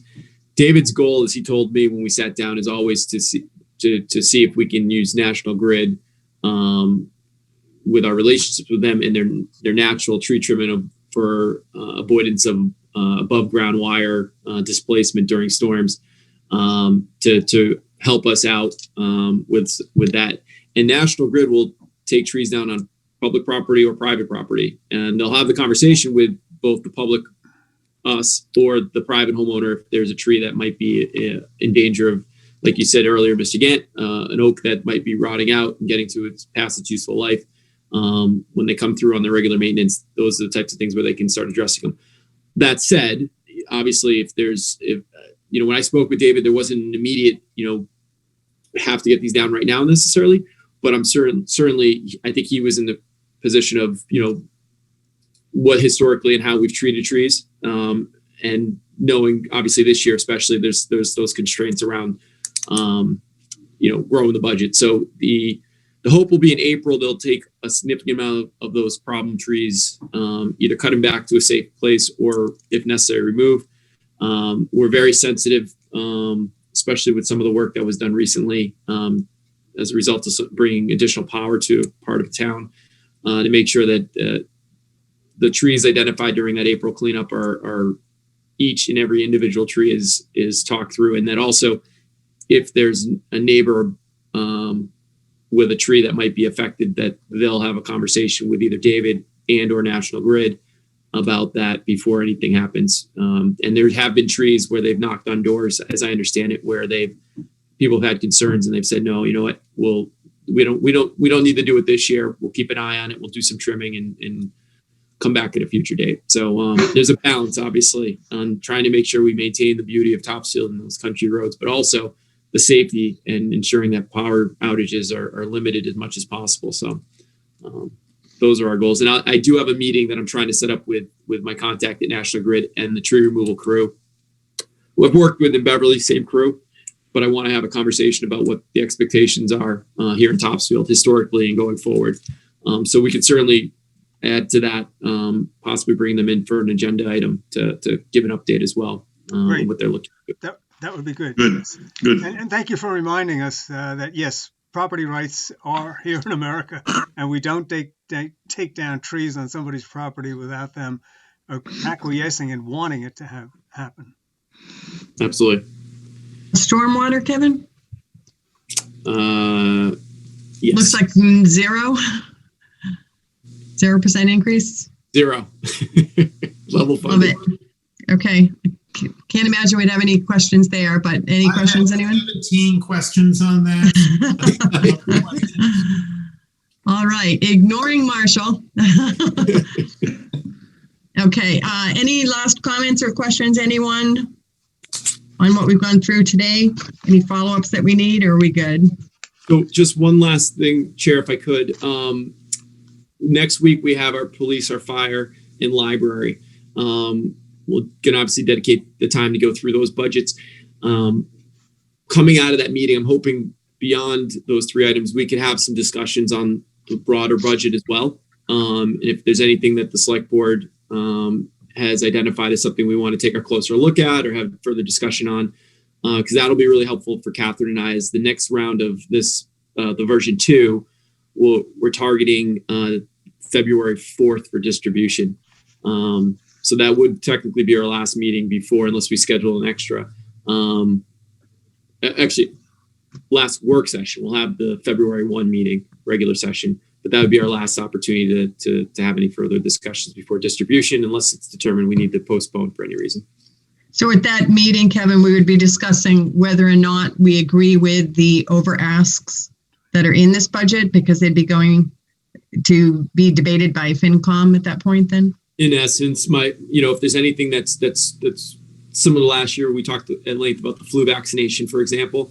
If there's anything that anyone has any questions, concerns, thoughts on that, you think either something we might have done that might be an error, or if there's something that you want us to take a harder look at. And if you could, ideally, if there's anything to date, if you let us know ahead of time, any questions you might have too, that would be helpful. But yeah, that would be the hope, Madam Chair, is to just flush out the over asking in particular, but it's open to the whole budget, obviously, too. Okay, so that's good for us to be thinking about, to come into that meeting. If there's anything that is in the over ask that we're not comfortable with, to raise it at that meeting and have discussions so we make a decision in or out. That would be great. Great, thank you. All right, so town warrant. We had one with the building department, but it looks like Glenn is gone. Is that? So Glenn and I talked today, got an update. basically he's working on identifying the language he sees as being problematic as he understands it, and then we'll make sure that as we piece it together, the language at the next step. So I've just in general, from a timeline standpoint, I've asked all of the department heads who have warrant articles that are specific to their department that they are to provide me with further detail next week, specifically looking for some potential language. Some of these are ones that have been incorporated in other communities that are easy to find with a search. Since, KP had some stock language they've just forwarded to us from another town, for example, with the marijuana bylaw. So we're starting to piece together some of the language so that hope is that on the 5th, which is Friday of a week from tomorrow, we'll be able to have something that can be distributed that you folks can start reviewing beyond just bullet points on a 1 or 2 page sheet if things go as planned. So 2 weeks from tomorrow, the 5th? 2 weeks. Yeah, the 5th. If it's 2 weeks, that's great. I'm starting to lose track this time. Okay. Thank you. You just got a whole week there, Kevin. best news all night. So Okay. if I have sent out at the request last Thursday, some just very brief bullets below the general titles of what each of those items are. I know we talked about some of them at the last meeting. We obviously don't have to repeat the conversations unless there's follow-up questions. The one that you referenced, Madam Chair, that's relevant to one of the department heads who were here earlier, I did just speak to that. So I don't know if anyone has any questions on what that looks like, but that's specifically tied to political signs and requirements of having them removed or limitations on when they can be put up. And there's I think it's in simple language, it's basically removing the language that says they're only allowed within 60 days of an election or whatever that language is. We're talking about striking that because that's probably not going to stand up in any court. That's the hope. I think that's you put a timeline on free speech is basically what it comes down to. In essence. And Kevin, could you just refresh for me the timing of when the wording for all of these warrants needs to be finalized from us? Everything you need from us is done, just to back into when we're getting it, when we have to finalize it for you. So Tuesday, my hope is that we can get through all of them, the remaining ones, the dedicated special work session that we created. I'm going to have the additional department heads present for that haven't spoken on their items to date to go into more detail. And then my hope would be Tuesday, you folks have an opportunity to either that day ideally, or, sort of, I guess option B would be to sort of think about it for a couple of days and come back and discuss on Thursday's work session, which will be a busy day with the budget finalization as well. But we could look at that date as well to sort of up or down at this point. I know we took a couple votes last year during the process. Do we want to continue with these? Is there anything we're going to eliminate? And that would be helpful to me before we start digging in and putting real language and time to each of the items. It would help in that process. And then the timing when all the wording needs to be finalized. After conceptually we say in or out.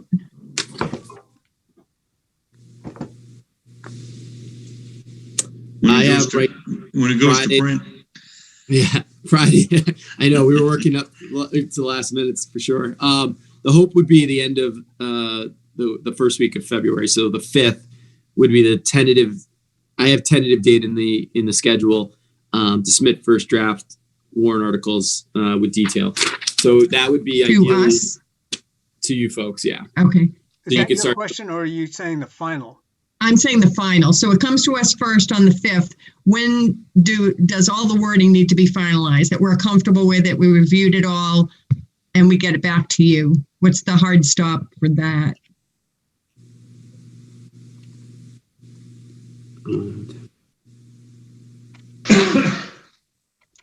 He's looking. So during that time, we have a work session on the 18th of Feb which I have warrant article discussion, and then on the 19th, distribute another version for you folks to look at. So any edits, adjustments, things that are problematic in there. My hope is by the end of February to be able to provide by the 22nd the warrant to be reviewed by KP Law, and have that back very early in March is the schedule as of right now. And then final edits of the warrant mid-March.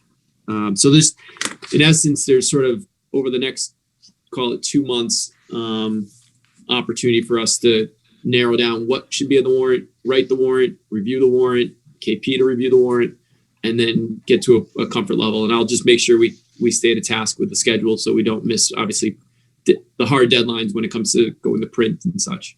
Okay, great, thank you. I'm open Your comment is well taken in the sense that if we're going to do work on these items, it's the ones that we want.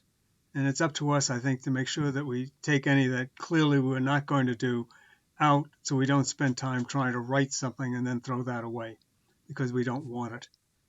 Thank you. I appreciate that. And I'd also like to comment that the way this has all been presented, Kevin has put it together. If there are any other subjects that anybody in this group would like to be included as a warrant item, now's the time to speak up. Well, I spoke up very shortly ago, and I don't see it happening perhaps this year, but I do think there's something to be said for a maturing town, in our case, just looking out there, that we probably need a bucket item for taking care of trees.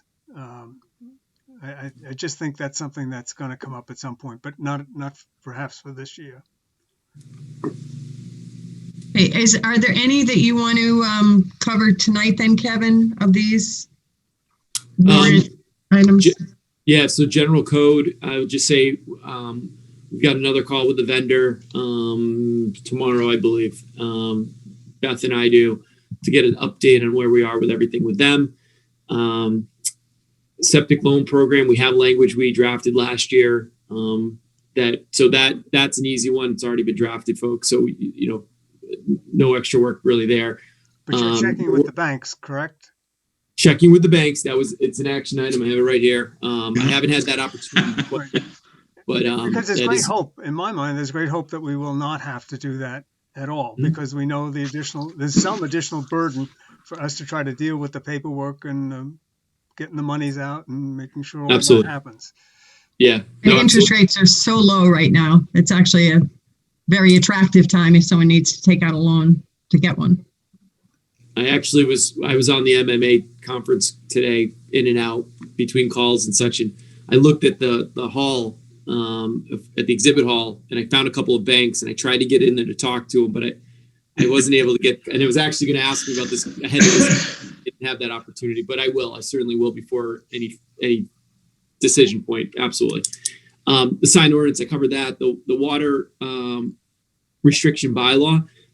Greg's already kind of proposed that to the water commissioners a couple of months ago, as he explained to me. He's going to take that and make some modifications on it and send it to me midweek next week. So I'll have that. Marijuana bylaw, KP Law had some stock language that they forwarded along, which was great. Do we understand why we're doing what, for what reason? On the marijuana bylaw? Right now, we're using the state law at a local level, and according to the chief, it is technically not enforceable if somebody were to appeal it, because we don't have an appealing body. And if we had a local law, we could, at the local level, sort of like when you get a motor vehicle fine when you're driving for speeding, that needs to go to the Salem, well, at least in Beverly, you go to Salem to get your, to appeal it.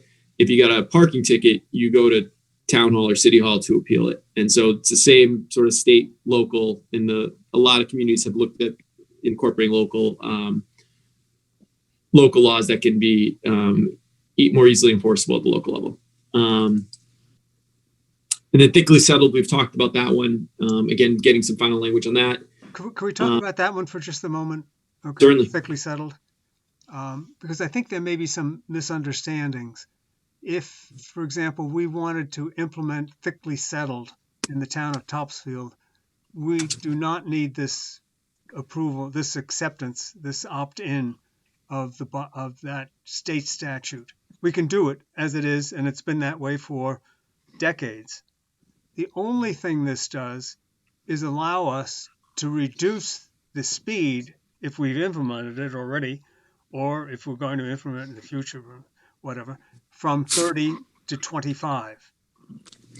My suggestion is that we take this particular item off, go ahead and find out what traffic does, and if we put in a thing that says, okay, we're going to go down to using thickly settled throughout the town, fine, and that'll be at 30 miles an hour. Based on experience with that, we find there's a problem, we'll then go to the town meeting and try to get the 25 through opt-in for that state statute so we can drop it down to 25. But I think it's far premature at this point, knowing what's in place in the state laws with thickly settled, well-known, everything else, so that I don't see the reason for having to go forward with that at this point. So the police chief will be coming in to talk about this, Kevin? He will be Tuesday. We understand the only difference is whether you can drop it down to 25 versus 30. Yep. Yeah, I think that's an important difference. Well, I think that the first question is, are we going to implement the thickly settled? That's the first question. And I think there's a lot of work to go into thinking about trying to do that and whether we really want to do that. So I really think that this is a very small part of anything that gets along with thickly settled. Okay. If we were to go, and this is just because I don't know, if we were to decide to go with the thickly settled speed reduction to 30, does that need town meeting? No. The statute's the police been there chief, for decades. No. How does that get adopted if we decide to? This Board of Selectmen. So the chief would come to us with a proposal? Sure, you could come, or we could just do it ourselves, but yes, that would be the logical way.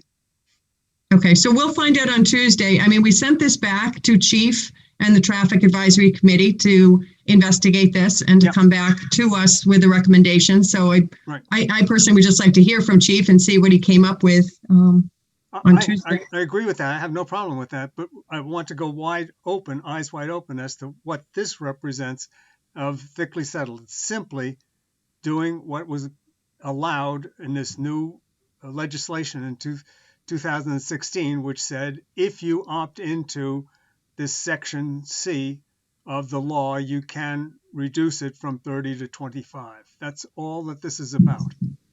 Yeah, thank you for that clarification, Dick, because that does make it clearer. Yeah. Streetlights.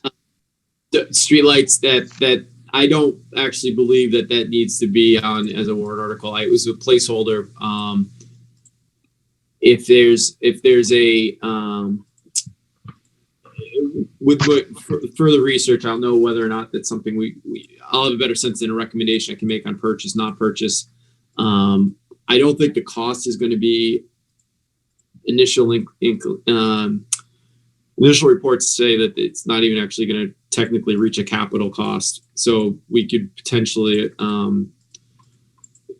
if we're able to absorb it and see a reduction in cost, there might be the existing streetlight operating budget might be able to handle that. But to be determined, I'll follow up with that more information. And then highway garage, there's a lot. We're working on a survey right now. It's going to be in the planning board probably in February at some time on that. And then Kevin, could I just ask, if this goes forward as a warrant article, is the planning board writing that warrant article? So the warrant article will be, because it's a very complicated one. It involves the acceptance of the road to be extended, rezoning of that parcel as a subdivided parcel, and then the approval to go to disposition. So KP has some ideas of how they want to present that based on my explanations to them on what it'll look like. And they'll certainly help Martha and I put together the package that would go forward on that. Thank you. The light pole easements, I'm not sure timing wise if this makes sense to go forward with this at this point either, only because the poles aren't in the ground yet. And the license agreements allow us to go into this to an easement if and when. I'd hate to put the cart before the horse and ask for something before the poles actually get there. That's in perpetuity, which the easement would be. So that's sort of a political thing that we need to kind of think through from a timing standpoint. But the license agreement allows us to have the abilities that we need to get the poles in the ground. And then we're going to do, that's 4 of the 19 poles that we're going to be putting in, the additional poles. And we do have those licenses executed. They're all done. All 4 signed, sealed, and delivered. So we're all set. Nice going. Yeah. And then Copper Mine Road, that's one that you just a vote to keep that moving. We don't have to spend much time on that. The MS4, I'm still trying to get back with David Bond if there's something that actually needs to be adjusted there. Concom agent talked about it, so I put it as a placeholder on that. Kevin, can I just ask you? I'm not familiar with the low impact development regulations. What conceptually do those regulations do, and why are we rewording?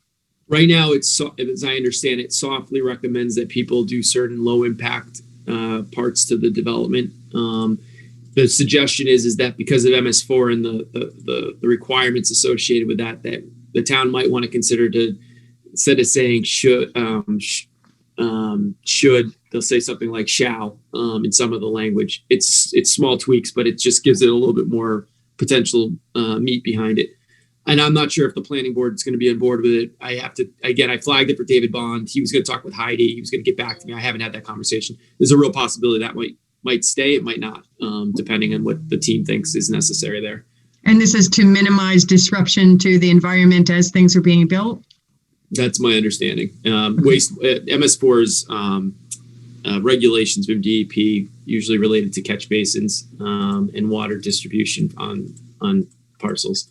Okay, thank you. This is a zoning thing, is it not? I believe it's within zoning, yes. Yes. So Yeah, it is. the planning board needs to be fully engaged in this. I did flag it for Martha Morrison a few weeks ago. I haven't had a follow-up conversation on it, but I did flag it for her as well. I wanted to talk with David and try to get, basically I told Martha, I said, this is something that was brought to me. I don't know if you have any thoughts on it. Just a heads up, this might be something that we might have to have a further conversation on. I then spoke with David. David was going to get back to me after he did a little more research and let me know what his thoughts on it as someone who's obviously very familiar with the MS4. And who raised this, Kevin? Who's asking for this to be put forward? Heidi, our Concom agent. And she said it just, hey, heads up, you might want to consider doing this. It wasn't a town's in violation or it's the constitutionally not acceptable. It's just a small tweak that we could potentially make as I understood it. And then the next one's the Ambulance Enterprise Fund.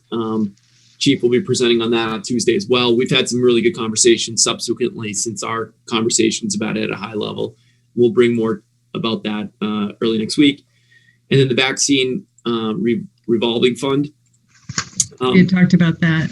Yeah, that's something Monday will be, it's on the agenda to create a temporary revolving fund that'll help us be able to more efficiently operate around the COVID vaccination, specifically for COVID. The ask that came to me was to do a general vaccination for flu clinics down the road. Currently, we're at a loss of about 10% on the flu vaccinations from reimbursement. However, doing initial research, it appears there might be opportunities that would show itself that we might be able to bring more revenue in and make it at least cost neutral, if not potentially a profit center. If that's the case, then the revolving fund makes sense to bring forward at town meeting, potentially, if you agree. What I've told the Board of Health is if there's clearly not a path having this to be a flu vaccinations specifically, to be revenue positive, there's no purpose of creating a revolving fund. And so they need to make the business case to me.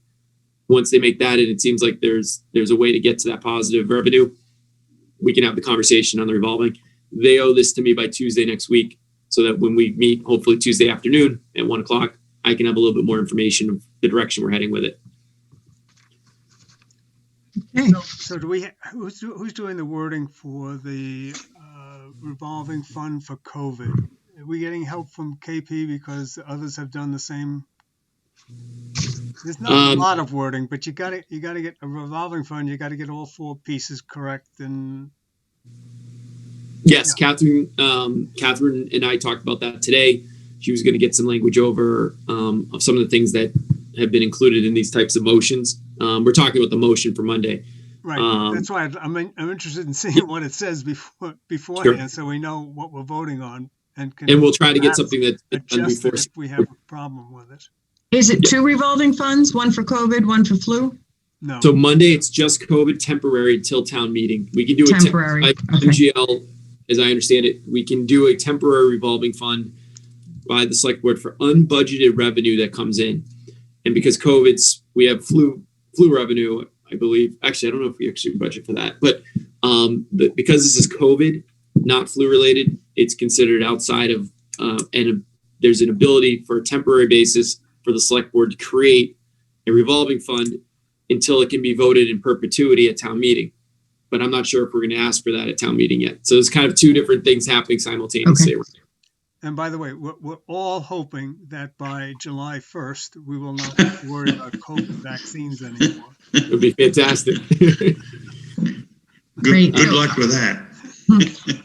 Kevin, anything We got else? a new administration that's driving it hard. I know. 100 million in 100 days. Okay. Yeah, that's a big target. Any other questions on any of the warrant articles before we move on to executive session? So just by way of reminder, I actually do have the open house at 6:30 tonight on the Capitol. So I have a couple of quick updates on that we can do in executive on both contracts, but I can be brief on those. Okay, terrific. All right, do we have a motion then?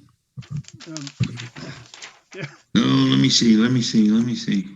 Motion for the board to enter into executive session in accordance with Mass General Law 30 Alpha Sections 21A, Section 21A, under Exemption 3 to discuss strategy with respect to collective bargaining and litigation if an open meeting may have a detrimental effect on the bargaining and litigating position of the public body, and the chair so declares. The board will not return to executive session, and the subjects are... Will not return to regular. What? No, you said will not return to executive session. I'm sorry, you had said will not return to executive session. To regular session, thank you. Thank you. Apologize. And the subjects are for AFSCME and the police reserve contracts. Is there a second? I'll second. Okay, we'll go to roll call. Mr. Jackson, Aye. Mr. Gant, Aye. Mr. Hook, Aye. and Ms. Bermudez is aye. It's unanimous. We are now in executive session.